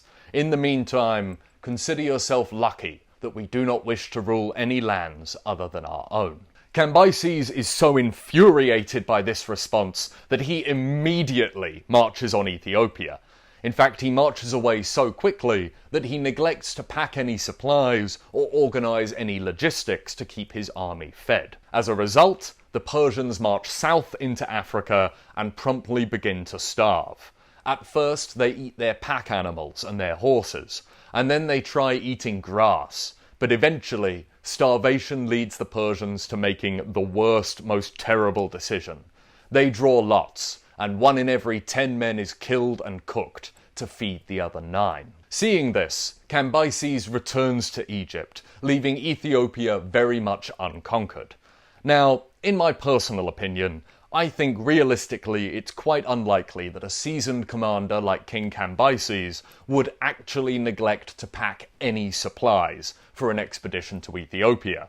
The story of Cambyses' hubris and his failure is likely a fiction, or at the very least an exaggeration. Archaeological digs have revealed absolutely no evidence of the so-called lost army of Cambyses, and they have tried. It could still be out there, you know, the Libyan desert is big, but so far we have nothing.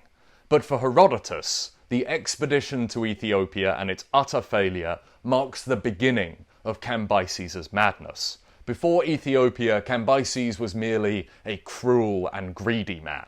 Upon returning, he is truly insane. Cambyses arrives back in Egypt with the remnants of his army to find the locals partying.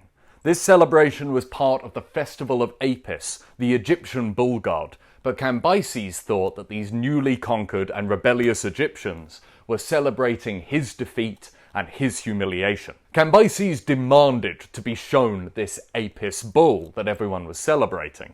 Now, the Apis bull was a living cow that the Egyptians revered. They pampered it and took care of it, believing that it was the living incarnation of their god. And when it died, they would select a new Apis bull. Cambyses sees this Apis bull, and he draws his dagger from his belt and stabs it in its thigh. This wound kills the Apis, and Cambyses laughs. "Is this your god? An animal of flesh and blood that can be wounded and killed?" And then he puts many of the Egyptian priests to death. This is the form that the madness of Cambyses takes. It's not just random acts of violence and cruelty. To be fair, that was more or less part and parcel of being a king at this time. Cambyses' madness comes in the form of him disrespecting and disregarding long-established customs and traditions. Herodotus has already shared his view that customs and cultures exist for a reason and ought to be respected, no matter where they come from. He started Book 1 with the story of Gyges, the bodyguard, whose king demanded that he ought to see his wife naked, and Gyges warned the king that it was against custom for a servant to see his mistress without clothes on, and custom exists for a reason. Herodotus tells the story of a later Persian king who conducted a little anthropological experiment. He invited some of the Greeks and a tribe of Indians to his court, where he made them an offer. He went first to the Greeks and he said, "How much money would I have to give you for you to eat one of your dead relatives?" Now the Greeks, who practiced cremation, said that this was an abomination. No amount of money in the world would convince them to disrespect their dead so. The king then made this same offer to the Indian tribe, and amongst this specific tribe, respect for the dead was shown by cooking and consuming their flesh. And he said to this tribe, "How much money would I have to give you for you to burn one of your dead relatives instead of eating them?" And this tribe of Indians said, "No amount of money in the world. We would never desecrate the corpse of a loved one that way." This case study, so says Herodotus, proves the Greek poet Pindar right when he said that custom is the king of all. So, here's a list of the ways that Cambyses disrespected other people's cultures and his own. He dug up the mummy of Amasis, the pharaoh of Egypt that had insulted him, and attempted to mutilate it. But Amasis had been, properly mummified in the Egyptian way. He was a rock-solid corpse, could not be disfigured, so Cambyses burned his body instead. This insulted the Egyptians, as he had desecrated the corpse of one of their kings, and it insulted his own people, the Persians, who regarded fire as sacred and never burnt dead bodies. He opened the tombs of kings, he destroyed statues of the Egyptian gods, and he entered sanctuaries reserved only for priests. Cambyses married his own sisters, something that was fairly common amongst Egyptian royalty, but was absolutely against the law in Persia. He then murdered one of these sisters after she compared him unfavourably to their father. And he did this, by the way, while she was pregnant with his only child, killing both mother and baby alike. Cambyses was very fond of wine, and one day one of his advisors told him, "You know what, great king, we all think you're drinking just a little bit too much. Just a little bit too much. You might want to think about cutting back a little bit." And Cambyses responded by picking up his bow and arrow, going to the courtyard, and shooting this man's young son. When he had done this, he had the body of this young boy dissected, and he saw that the arrow had pierced his heart. He then turned to this advisor, and he said, "You see? Look at that. Perfect shot. Could a drunken madman pull off a perfect shot like that?" And this poor advisor, beholding the dissected remains of his child, just had to sheepishly say, "Yes, great king, you're perfect shot. I should never have insinuated that perhaps you were drinking too much." He also killed his younger brother. Cambyses did have a younger brother, a man called Smerdis, who made the king jealous by being the only Persian at court who could draw that great bow and arrow that the Ethiopian king had sent him as a gift. And also, in true Herodotean fashion, there is a prophetic dream. Cambyses dreams that he sees his younger brother sitting upon the throne of Persia, and so he preemptively assassinates him. And finally, he tried to kill Croesus. You guys remember Croesus, right, from Book 1, the king of Lydia who became like an advisor to the Persians? Well, he's still here, and he's still working for the Persians, and he has the cheek to try and advise Cambyses, as he had once advised his father, Cyrus, to act more moderately. But Cambyses is a very different man to Cyrus. Remember our character archetypes? Cambyses is an Agamemnon, an arrogant king who won't listen to advice. Cambyses tries to kill Croesus, but the old king of Lydia escapes, so Cambyses sends soldiers out to go and find him and kill him. Now the soldiers know their king. They know that at some point he's going to sober up, realise he's made a mistake and try and spare Croesus. So they capture the old man, but they don't kill him. And they were absolutely right. Cambyses wakes up the next morning with a terrible headache and he goes, "Oh God, I didn't order Croesus's execution last night, did I? Oh, someone rescind that." And the soldiers say, "Don't worry, great king, we knew you'd do this, so we have Croesus here alive and well for you." And Cambyses accepts this, he's very pleased. But then he puts his soldiers to death anyway for disobeying him. This, by the way, is the last time that Croesus appears in Herodotus's narrative. We don't really know what happened to him, but at this point in history he's probably like 80 years old, so there's a good chance that he dies quietly off screen. Or, even more likely, this whole story about him becoming a Persian advisor after he's dethroned is completely made up, and he died decades ago during the sack of Sardis. Either way, exit Croesus, one of Herodotus's best characters. So that's the madness of Cambyses, and as I'm sure many of you have probably guessed, kings like this don't usually reign for very long, and Cambyses' rule is about to come to a sudden and very dramatic end. Word reaches Cambyses that his younger brother Smerdis has rebelled against him and declared himself king back in Persia. How could this be? Cambyses had his younger brother murdered, remember? Well, upon questioning the messenger that brought the news, it becomes clear that this usurper is not the real Smerdis. He's an imposter, pretending to be the dead son of Cyrus to add to his legitimacy. Tragically, Cambyses' prophetic dream has come true. His younger brother is sitting on the throne of Persia. It's just not his real younger brother. Cambyses leaps into action. Literally, he leaps onto his horse ready to ride straight back to Persia, but he does so hastily that the tip of his scabbard breaks off and the end of his sword grazes his thigh. A fairly minor wound, but this is the ancient world. Medical science is really crude, so the wound very quickly becomes gangrenous and Cambyses dies.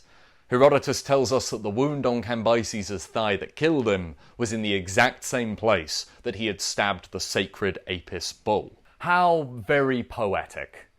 But probably untrue. Despite Herodotus' claim that Cambyses killed the Apis bull, Egyptian records, and the Egyptians were meticulous at keeping these kinds of records, show that no Apis bull died during the years of Cambyses' invasion and occupation. So is Herodotus just making this up?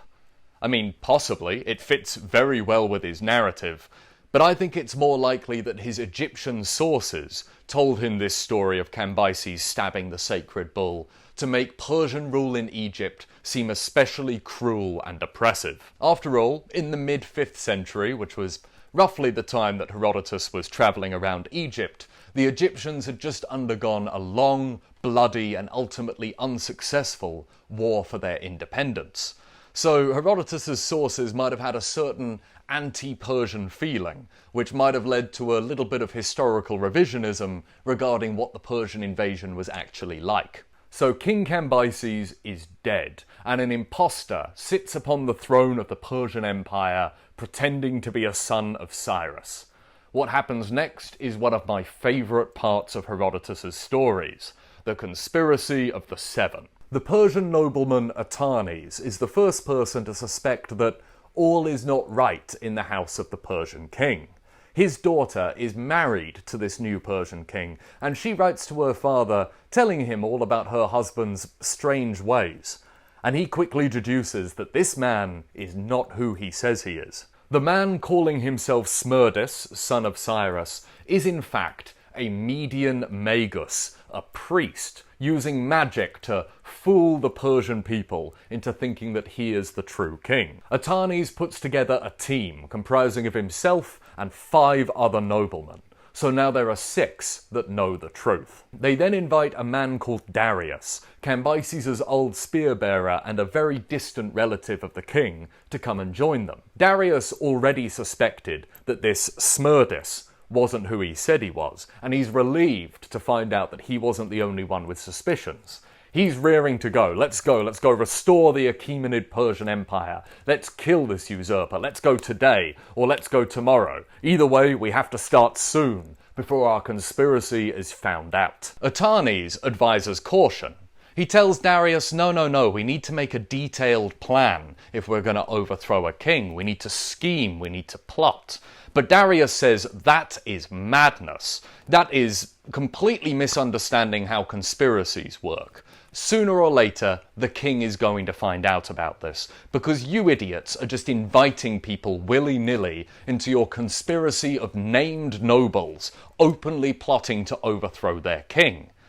Someone's going to talk. Hell, someone might already have talked. When you guys brought me in here and told me your entire plan, how did you know that I wasn't going to go straight to the king and betray you? You didn't, did you, you fools? And you know what? If you don't listen to me and act immediately, that's exactly what I'm going to do. Either we kill this usurper now, or we don't do it at all. Okay, says Atarnes. What's your plan then? You do have a plan, don't you, Darius? And Darius says, actions speak louder than words. We are Persian noblemen. Persians don't think, they do. And Darius is absolutely right. They are some of the most senior men in Persia, so when they turn up at the royal palace with knives concealed in their clothes, no one gives them any hassle. But it all starts to go wrong when the palace eunuchs come out and try and stop them. The eunuchs refuse to grant entry to the conspirators, so at this point Darius whips off the mask, takes his knife out and cuts the eunuchs down. The 7 then barge into the palace and confront this false king. But, plot twist, there's not just one false king, there's 2. 2 Magi pretending to be one king. What a crazy story. The Magi try and defend themselves. One of them grabs a spear and the other one grabs a bow and arrow, but this one realises that a bow really isn't the weapon for close quarters and he flees. The one with the spear keeps on prodding away the conspirators. He takes out the eye of one of them and stabs another in the thigh. 5 of the 7 assassins stay behind to subdue the spear-wielding Magus, whilst Darius and his best buddy for life, Gobryas, chase down the other imposter. They find him in his bedroom, attempting to bar the entrance, but Gobryas throws himself into the door, grabs the Magus and knocks out all the lights. So in pitch darkness, the 2 men start wrestling with each other. Darius finally catches up, but it's pitch black, he can't see. So he just freezes with his knife in his hand. And Gobryas, who is fighting for his life on the floor, yells out, "Darius, what are you doing? Stab him already!" But Darius says, "I can't, it's too dark, I can't see who's who. What if I accidentally stab you?" And Gobryas says, "Oh, forget me, stab us both if you need to, just kill the Magus." So Darius goes in, he stabs, but he only kills the bad guy. After murdering the false king, the 7 conspirators gather and debate about what to do next. How should Persia be governed now that they have overthrown a king? Atarnes, the guy who started this whole conspiracy, recommends that Persia should become a democracy. In a democracy, he says, the people benefit the most. He also points out some of the pitfalls of monarchy, the tendency of monarchs to become increasingly tyrannical and start abusing their powers. Megabyzus, one of the other conspirators, thinks that Persia should become an oligarchy, that the noble families should rule the country together and share power. He agrees with Atarnes. Monarchy has lots of problems. Kings have a tendency towards vice and tyranny. But democracy has its own issues. The mob, the masses, are uneducated, and they tend towards brutality and short-term thinking. In an oligarchy, the ruling families can keep each other in check, make sure not one of them becomes too tyrannical, whilst at the same time still governing the country sensibly. Then Darius steps forward. He agrees with the previous speaker. He doesn't think the regular people are fit to run a country. Democracy's a terrible idea. But he points out that oligarchy might not be that much better. He predicts that if Persia were run by the oligarchs, the aristocrats would quickly fall to infighting, and a brutal struggle would ensue. At the end, the victor would crown himself king anyway, and he probably won't be the best man for the job, just the most brutal man who is capable of eliminating his rivals. Darius then posits a question. Which government is the best when it is run as its best? A good democracy, a good oligarchy, or a good monarchy?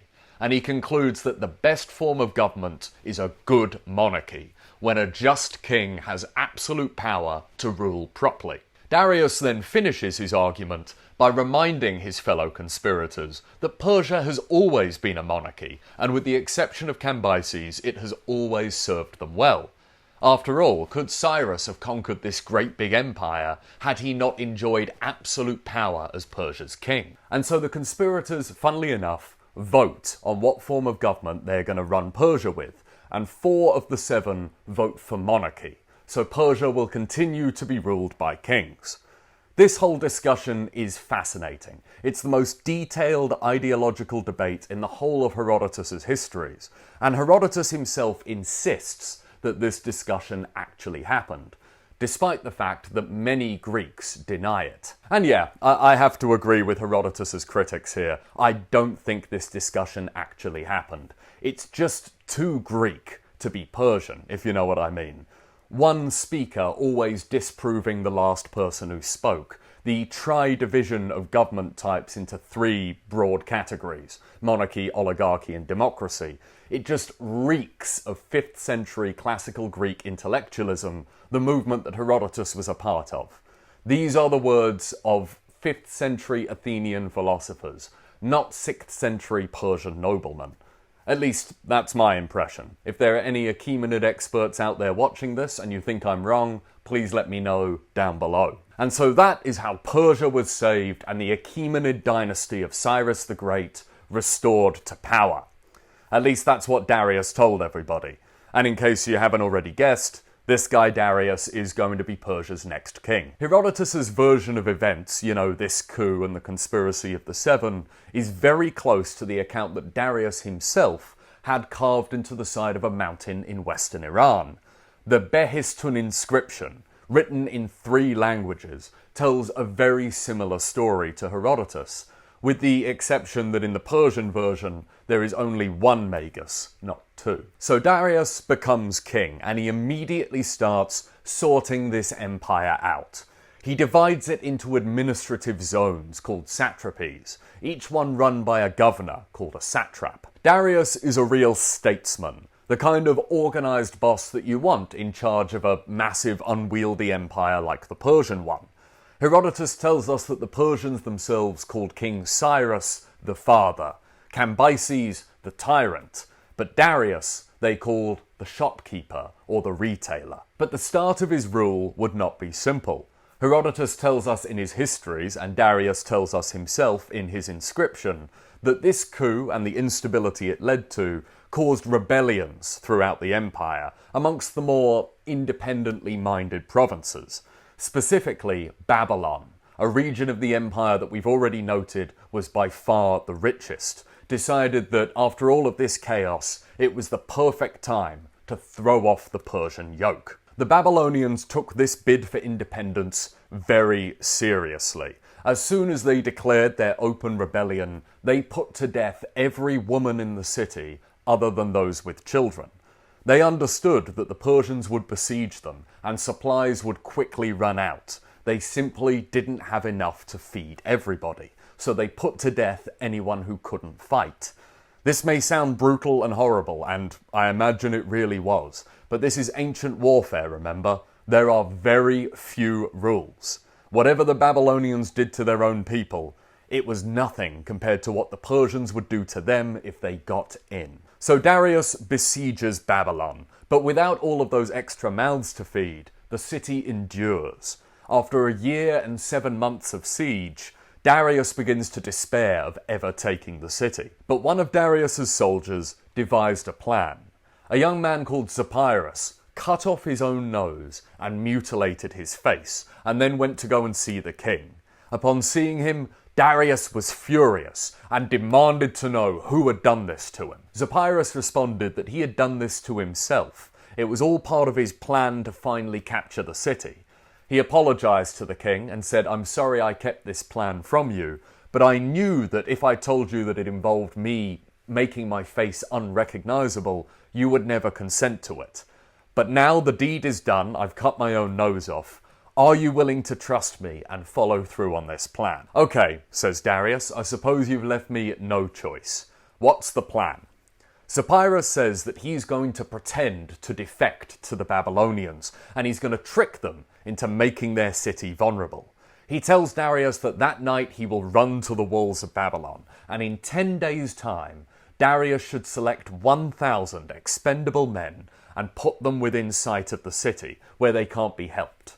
7 days after that, he should do the same thing, but this time with 2,000 men. And then 20 days after that, send 4,000 men to within sight of Babylon's walls.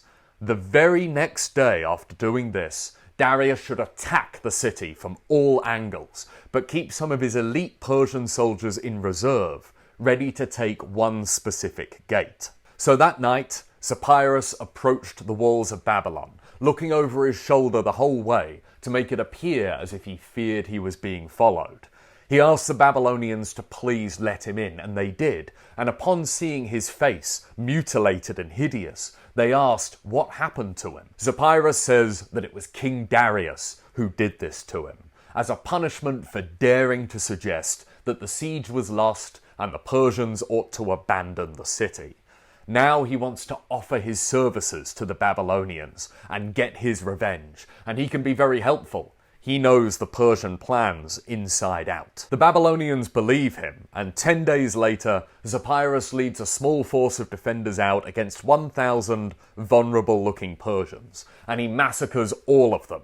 7 days later, he kills 2,000 Persians, and 20 days after that, he kills 4,000. This is enough to convince all of the Babylonians that his defection was genuine, and he's hailed as a hero throughout the city and given complete command over Babylon's defences. The next day, as instructed, Darius attacks Babylon from all angles, and whilst the Babylonians are desperately fighting to keep the Persians off the walls, Zopyrus slips away to one specific gate, opens it, and allows a small force of elite Persian soldiers inside. And before you know it, the whole city had fallen. Darius did not show the same mercy to the Babylonians as Cyrus had. As soon as he took the city, he tore down its walls and impaled 3,000 of the most prominent defenders. The remainders, however, he pardoned and allowed to keep living in Babylon. Darius also notices the complete lack of women inside the city, due to the fact that the defenders had, put them all to death before the siege began.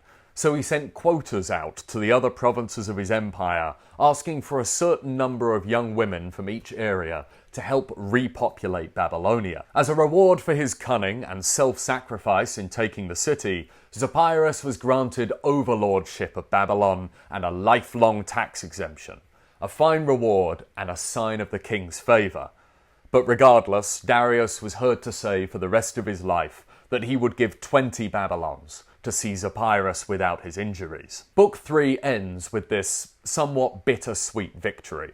Despite the madness of Cambyses, the duplicity of the Magi, the chaos of the coup, and the somewhat distressing manner in which Babylon is recaptured, Persia has survived. The empire endures, and is still very much a success story. All of that will change in Book 4, when the Persians meet the Scythians.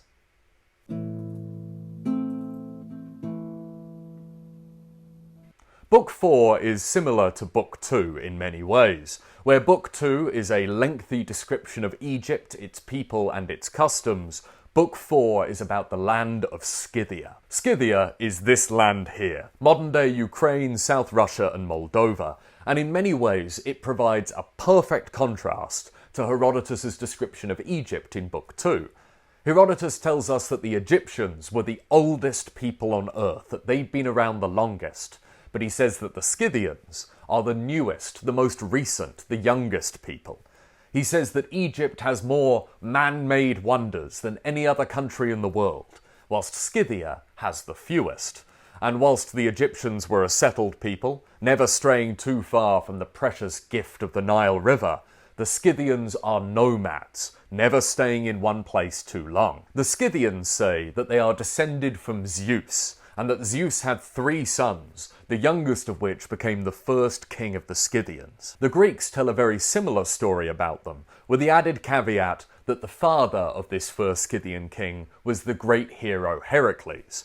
Herodotus tells us that the Scythians originated in Central Asia, but were driven west by the Massagetae tribe, and eventually settled to the north of the Black Sea. And this seems to be fairly accurate. The Scythians do appear to have been an Indo-Iranian nomadic tribe who migrated west along the Great Steppe before arriving in the land that in Herodotus' day was called Scythia. Herodotus goes into pretty great detail explaining the Scythian way of life, and it's the perfect example of the kinds of things that Herodotus himself found important, the things that interested him the most whenever he encountered a new people or a new culture. Firstly, Herodotus is always interested in how other cultures do things differently to how his own people, the Greeks, do it. This is probably also what his audience was interested in. Why are they different to us? How do they do things differently? For example, ancient Greece being, a slave society, one of the things that really interested ancient Greeks was how is it that a people who were nomadic, who were always on the move, prevented their slaves from escaping? Herodotus tells us a fairly improbable story that the Scythians blind all of their slaves. But I doubt this slightly because, after all, what good is a blind slave? God, that's a terrible soundbite, isn't it? What good is a blind slave? No one take that out of context. The Scythians also drink mare's milk, something that the Greeks would have found especially weird. Also odd to the Greeks was their intoxicant of choice. The Scythians didn't really drink wine like the Greeks did on account of their, nomadic lifestyle. The Greeks, who were a settled people who stayed in one place in their cities, had the time to grow vineyards and go through the lengthy process of turning grapes into wine. The Scythians couldn't do that, so their drug of choice was the wild cannabis plant that they'd burn and then inhale the fumes. Herodotus is also very interested in what gods people worship and how they worship them. Now, this isn't to be confused with religious dogma. Herodotus isn't particularly interested in how people use religion to explain the world around them. He's interested in religious practices as a part of culture. Typically, he describes foreign gods by finding their nearest Greek equivalent. We've been over this. Amun becomes Zeus. Ishtar becomes Aphrodite, etc. Herodotus tells us that the Scythians worship Hestia, goddess of the hearth, Zeus, god of the sky, the Earth Mother, Apollo, the sun god, Aphrodite, the goddess of love, Heracles the hero, and Ares, god of war. This is probably based on a fairly accurate picture of Scythian ideas of the divine. There are 7 gods in total, and 7 was a very significant number in Indo-Iranian religions. Herodotus is also interested in how people go about worshipping their gods. Unlike the Greeks, the Scythians don't build shrines or temples to honour their deities, with the exception of their god of war, which they do build shrines to. They do not sacrifice pigs, which they consider to be an impure animal. They prefer to sacrifice horses, and when they do this, they do it by strangulation, as opposed to the Greeks, who do it by cutting the animal's throat. As for how the Scythians divine the future, well, that's a little bit more interesting. Herodotus tells us that they have priests called enares, which may come from an old Indo-Iranian word meaning unmanly. Herodotus tells us that these diviners were both men and women at the same time, as a result of a curse, or possibly a blessing, not quite sure which, that they got from Aphrodite. The idea of transcending gender has a pretty long history in Eastern European and Asian shamanism, especially amongst shamans who practice divination. These Scythian third gender priests would plait the bark of lime trees, and whilst doing so they would receive prophecies of what was going to happen in the future. Other shamans would cast bundles of sticks onto the ground and tell what was going to happen, receive their prophecies via how the sticks fell. All of this would have been fascinating to Herodotus's Greek audience, who already considered the Scythians to be a strange and alien people. The Greeks had a far more binary view of gender. Their religious practices were far more tied to specific spots, shrines, buildings, and temples, and their idea of divination, of prophecy, was far removed from anything that the Scythians were doing. Now, Herodotus is a pretty open-minded guy. A future Greek historian called Plutarch will even accuse him of being a barbarian lover. But there is one aspect of Scythian culture that Herodotus tells us with a fairly judgmental tone. Apparently the Scythians did not consider kinslaying, that is, the murder of a close family member, to be taboo in the same way that the Greeks did. On the contrary, a Scythian will describe with great pride how they killed a relative who offended them and kept their head as a trophy. Horrifically, they even seem to have taken relish in describing exactly how this person was related to them in the first place. This, sneers Herodotus, is what the Scythians call courage. The Scythians could be brutal in war, as pretty much all ancient people could be. They were headhunters, they collected heads. That was how they measured the success of a warrior.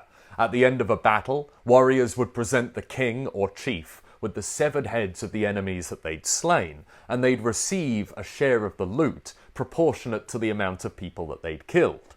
No head meant no loot. They also enjoyed skinning their enemies, and they would adorn their horses and armour with the skins of slain foes to show off their bravery. Every year, the Scythian king would throw a massive party with a big bowl of communal drink. Anyone who had killed an enemy that year would get to join in the celebration and drink from the communal bowl, whilst anyone who had failed to kill an enemy would have to sit on the sidelines in shame. And finally, Herodotus is always interested in burial customs. How do different people and different cultures treat their dead? The Greeks cremate, the Egyptians mummify, and the Scythians bury their dead in great burial mounds called kurgans. When a Scythian king dies, his body is embalmed and stuffed full of herbs and incense. He is then displayed publicly so that people can mourn and see him. After this, his wives, his concubines, his servants, and 50 of his most loyal attendants are all ritually sacrificed and buried with him under a great mound held up by spears. 50 horses are then killed and taxidermied, with great poles shoved through their bodies to hold them upright. You know, like on a carousel. Then the 50 attendants are mounted onto these horses, so that the king is buried with a circle of riders, forever galloping around him. The entire structure is then covered in a massive mound of dirt. Herodotus' description of a Scythian burial fits quite well with archaeological evidence found in Ukraine and South Russia, where many of these kurgans have been both preserved and excavated. One of the less likely aspects of Scythian culture that Herodotus, tells us about is their ultra-conservatism. Apparently, they had a zero-tolerance policy on foreign customs being adopted by their own people. Herodotus tells us the story of two Scythians, Anacharsis and Schylles, both of whom adopted some foreign customs or some foreign ideas, and were killed by their own people as a result. But Herodotus contradicts himself slightly when he describes all of the Scythian tribes, who all have very different customs to one another. Never mind the fact that nomadic cultures tend to be fairly open-minded when it comes to outside influences, travelling peoples and all of that. How is it that they all came to be so distinct in their cultures, if they really did have a zero-tolerance policy on new or foreign ideas? It just doesn't make sense to me. But, I'm not an expert on the Scythians. If any of you guys are, and you think I'm wrong, let me know down below. Speaking of the many Scythian tribes, I think it's about time we introduce them. Firstly, we have the royal Scythians, the big guys, the head honchos. Herodotus tells us that this is the largest, most powerful, and most advanced tribe of Scythians, and they consider all of the others to be their subjects. On the Crimean Peninsula, we have the Taurian people. The Greeks called the Crimean Peninsula the Taurus because, it looks a little bit like the head of a bull if you look at it from the right angle. The Taurians were infamous for sacrificing shipwrecked sailors to their goddess and keeping the heads of these sacrificial victims on poles above their houses, believing that that would ward off evil spirits. To the west of them are the Agathyrsians, a tribe that shared a lot in common culturally with the neighbouring Thracian people that lived in modern-day Romania and Bulgaria. This tribe was famous for its ornate golden jewellery. Look at that, beautiful. And for their practice of polyamory. There was no marriage or monogamy amongst this tribe. All of them were just sleeping with each other constantly, and this made paternity very difficult to establish. But that didn't bother this tribe at all. They considered themselves to be one big, happy family, and they raised all of their children communally. All sounds a bit like a recipe for accidental incest to me, but what do I know? I'm not a 2,500-year-old pastoralist. Moving on to the Neurians, the most purely nomadic of all of the Scythians. They claim, as do the Greeks who live in their land, that once a year the entire tribe transforms into wolves and they roam the steppe as this great pack until a few days have passed when they resume human form. Herodotus is pretty sceptical of this claim. As am I. But, he says, whenever he voiced his own doubts that this was true, Both the Nurians themselves and their neighbours insisted that it was. Moving further east, we get the Androphages, the cannibal tribe, the wildest of all the Scythians. Herodotus says that although they look like their fellow tribespeople, they speak a completely different language, and they are the only tribe to eat human flesh. And this may be more than just an imaginative Greek fantasy. Archaeological discoveries in the region have revealed kitchens with human bones in them, showing the trademark signs of butchery and cannibalism. Next to the cannibals are a tribe called the Black Cloaks. They're named this because they all only dress in one colour. No prizes for guessing what that colour is. Moving east again, we encounter the Bundinians and the Galonians. Now, Herodotus expresses a little bit of frustration here with his fellow Greeks. He says that these two tribes are often lumped together as if they're one people, but this isn't the case. They're two very distinct people. The Galonians are Greek settlers who moved to the region a few generations ago and live in towns and farm the land, whilst the Bundinians are indigenous Scythians who live a nomadic lifestyle and are famous for their bright red hair. And finally, in the very east of Scythian lands are the Saramati, the tribe who have the most interesting origin story of all of them. The story goes that way back, all through the mists of time, there was a great war between the Greeks and a tribe of warrior women called the Amazons. After a great battle, the Greeks defeated the Amazons and took a number of them prisoner on their ships back to Greece. But the Amazons broke free of their chains, overpowered their Greek captors and freed themselves. But the Amazons had no knowledge of seafaring, and cast adrift on these Greek vessels, they very soon shipwrecked in the Sea of Azov. After waking up on the shore and gaining their senses back, they spotted a herd of horses that belonged to the local Scythian tribes, and they stole these horses. A great battle took place between these Scythians and these Amazons, and after the battle was done, the Scythians were shocked to find out that these people they were fighting were all women. So they devised a new plan. They sent their tribe's youngest male warriors to go and make a camp opposite that of the Amazons, not to fight these women, but to seduce them. So two camps are set up side by side to one another. One of them is entirely female, these Amazons, and the other one is entirely male, the young Scythian warriors. And you know, they're nomadic peoples, they're hunting, fishing, living the same lifestyle, alongside one another, and eventually things do start to get pretty cordial, until, at one point, a Scythian and an Amazon hook up. They don't share a language, but the Amazon woman indicates that the Scythian man should meet her in that same place every day, and next time he should bring some of his friends along, and she'll bring some of hers. Before long, every Amazon is paired up with a Scythian. The Scythian men eventually turn to the Amazons and say, "Hey, why don't you come back to our tribe and live with us as our wives?" But the Amazons don't want to do this because they're worried that they're not going to be able to make any friends. They remind the Scythians that their lifestyle is very different to that of other women.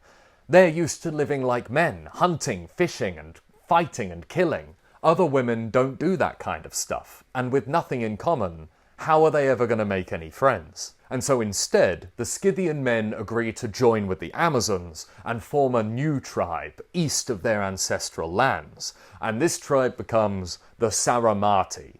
Herodotus tells us that this is why in this tribe, the women fight alongside the men. Herodotus also briefly touches on the fact that the Black Sea is dotted with Greeks, with Greek colonies. From the 8th century BCE onwards, the Greeks become a great colonizing people, going out to distant lands, exploring, and setting up settlements there. Greek colonization was not an easy or safe process, and may have been born more of desperation than any urge to, explore or profit.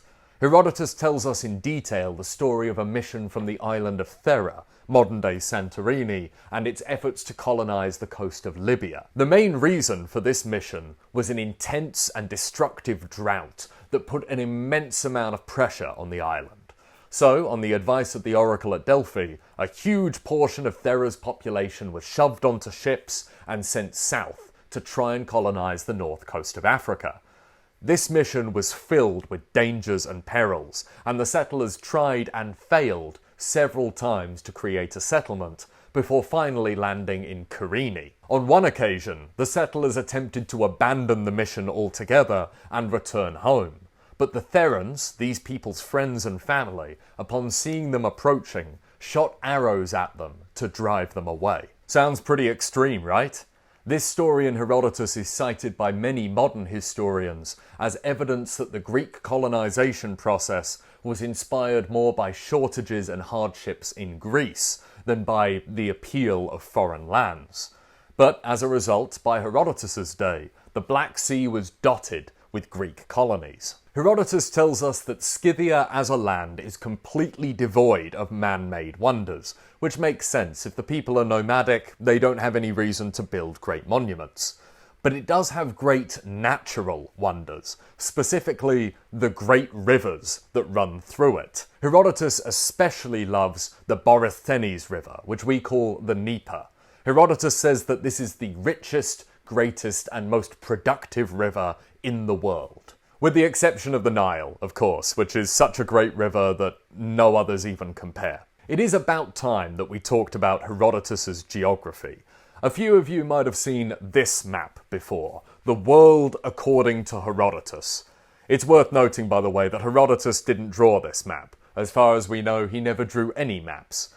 This was created by modern scholars, based on his descriptions. Herodotus, like all the other Greeks, believed that the world was divided into 3 continents: Europe, Asia, and Libya. Libya is Africa.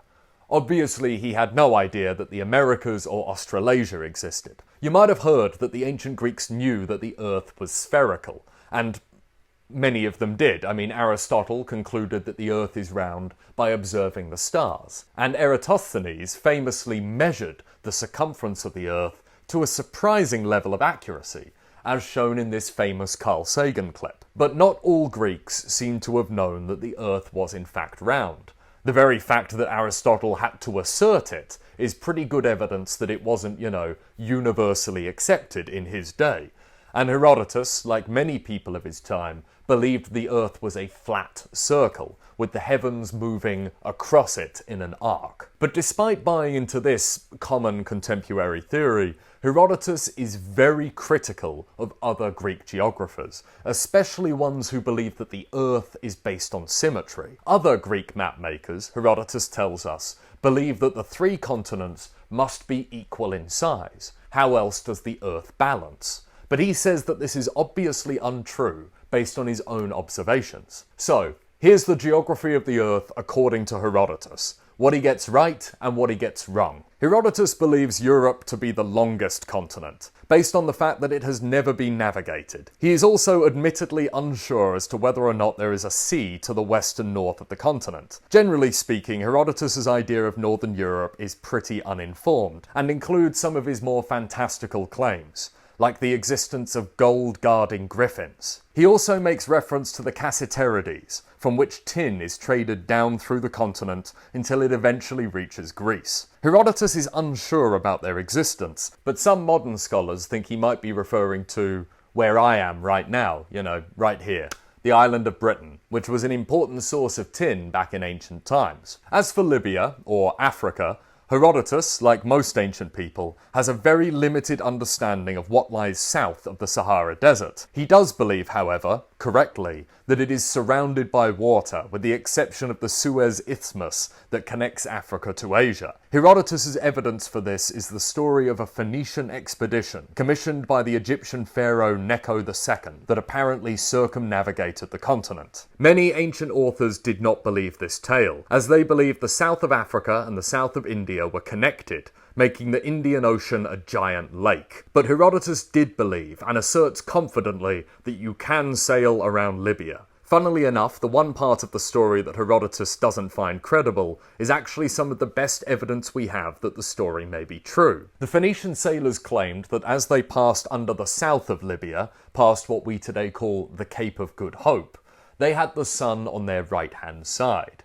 Now, Herodotus thinks that this is preposterous, but we, of course, as modern people, know that they would have passed the equator on their trip south, and as a result the sun would in fact be on their right-hand side as they travelled westwards. Herodotus vastly underestimates the size of Asia, and he doesn't seem to really know much about it beyond northwestern India.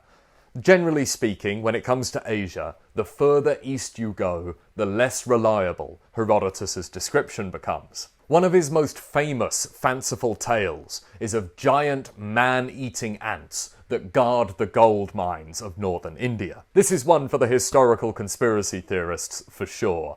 So Herodotus tells us that the Indians steal this gold from the ants by approaching with a large train of camels. They then take the gold from the ants' nest and run away on camelback, but the ants give chase, and remember, these are giant man-eating ants. So the way that Indians solve this is they cut the slower camels loose, and the ants are distracted, devouring these animals, allowing them to make their getaway. Now this is obviously nonsense. There are no, and nor have there ever been, giant man-eating ants guarding gold mines in northern India. So where's Herodotus getting this from? Well, Herodotus in his many travels never went anywhere near northern India, and it's likely that his source for what was going on in this part of the world was a Persian. And the old Persian word for marmot, these cute little animals here, translates to something like mountain ant. So this might be the source of Herodotus's confusion. But what about the claim that these are giant man-eating animals? I, for one, have never heard of a marmot eating a person, let alone hunting them down for miles and miles. Well, who knows, but my favourite explanation is that this was made up by the local Indians to keep people away. After all, if you live in a land that is teeming with gold and you're getting very rich off of it, the last thing you want is a bunch of new people turning up and taking a slice of your profits.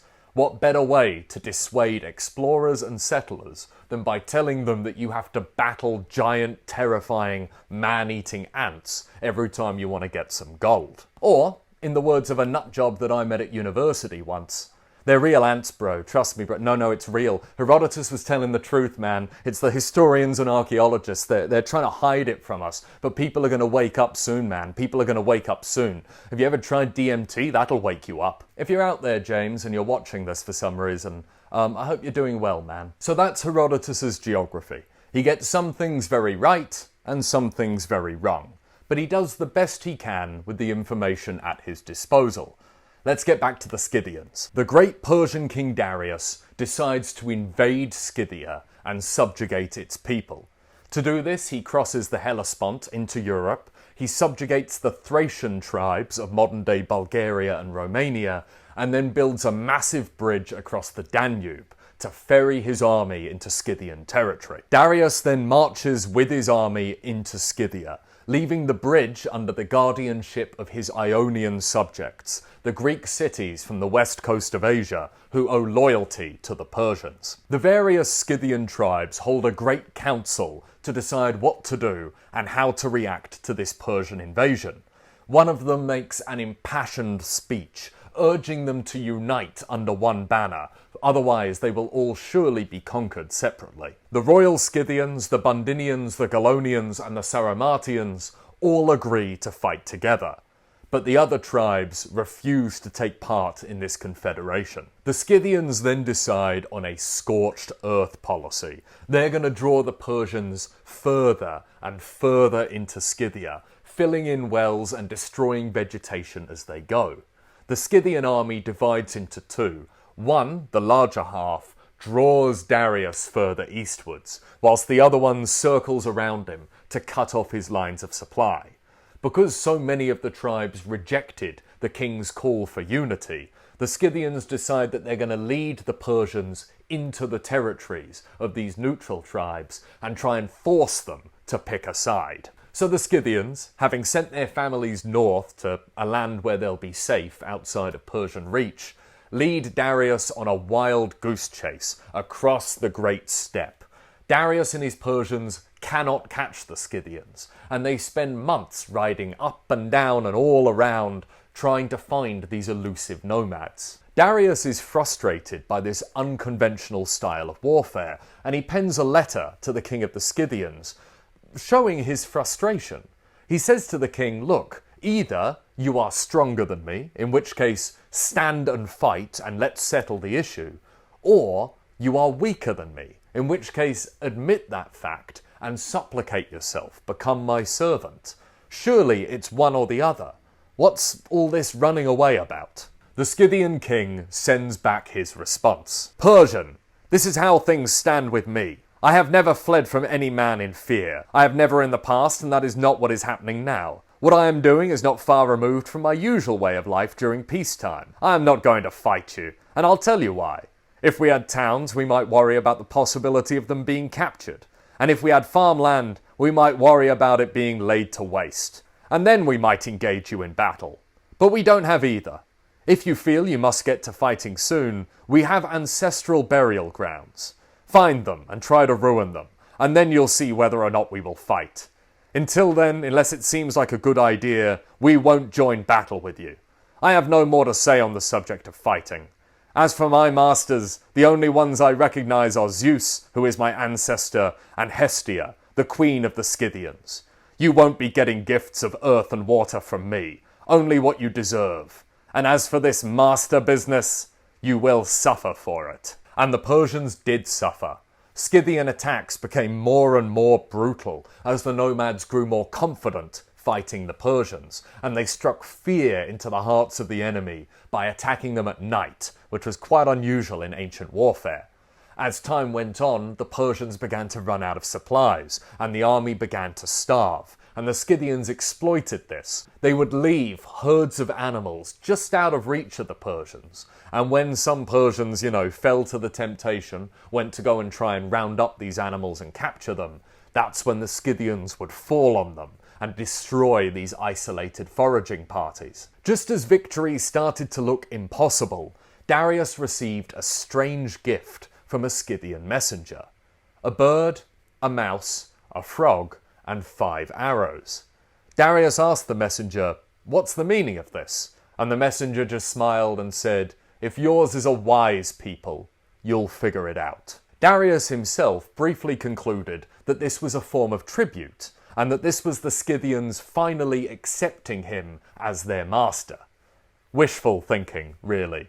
Gobryas, his right-hand man, had a very different interpretation. He saw this as a message from the Scythians, telling the Persians that if they could not fly like birds, burrow into the ground like mice, or swim like frogs, they should be prepared to die by arrows. As all this was happening, the second Scythian army, the smaller one, outflanked Darius, got behind him, and made their way to the bridge over the Danube, which they found being guarded by Darius's Greek subjects. And they told these people, "Now is the time. Free yourself from Persian tyranny. If you destroy this bridge, Darius will be trapped in Scythia, where he'll be destroyed, and you will be free again." The Greeks consider this, and a few of them, especially Miltiades of Athens, thinks it's a good idea. But in the end, most of them decide to stay loyal to Persia. Herodotus tells us that ever since this day, the Scythians slur the Ionians as being the most servile, submissive, and slave-like people on earth for refusing to abandon the Persian king. At this point, Darius recognizes just how much danger he's in. He takes a good portion of his army and leaves his camp. But he leaves behind several thousand soldiers, and he tells them, right, you guys have to guard the camp, make sure no one takes it, because me and the rest of the army, we're off to go and fight the Scythians. Yeah, victory is just around the corner. We'll be done in a day or two. Just stay here, guard the camp. After a few days, though, these Scythians who had been left behind as guardsmen realised that they'd been tricked and abandoned. Darius had retreated back across the Danube, and they had been left behind as a distraction to stop the Scythians from destroying him while he ran away. So that is the Scythian expedition, an embarrassing failure and defeat for the Persian Empire and for King Darius.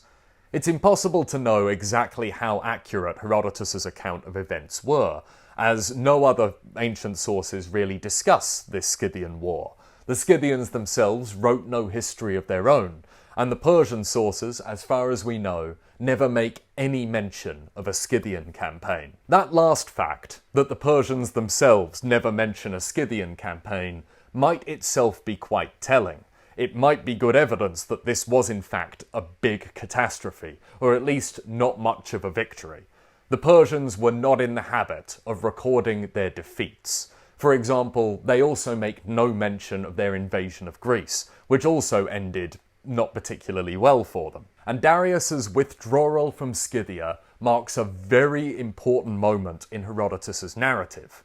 Up until this point, the Persian Empire has endured setbacks. Cyrus is killed in battle. Cambyses loses his army in the North African desert. Bad things happen, but the empire always bounces back. It always comes back stronger. It always keeps expanding. Darius's reign marks the height of Persian power and prosperity in Herodotus's version of history, and his withdrawal from Scythia marks the first time that the Persians truly overreach. This sets the stage for the second, and in the minds of the Greeks, more disastrous Persian expedition into Europe, the one that will result in the famous battles of Thermopylae, Marathon, and Salamis, the one that is forever immortalized by film, literature, and legend. But all of that's for the next video. Thanks for watching.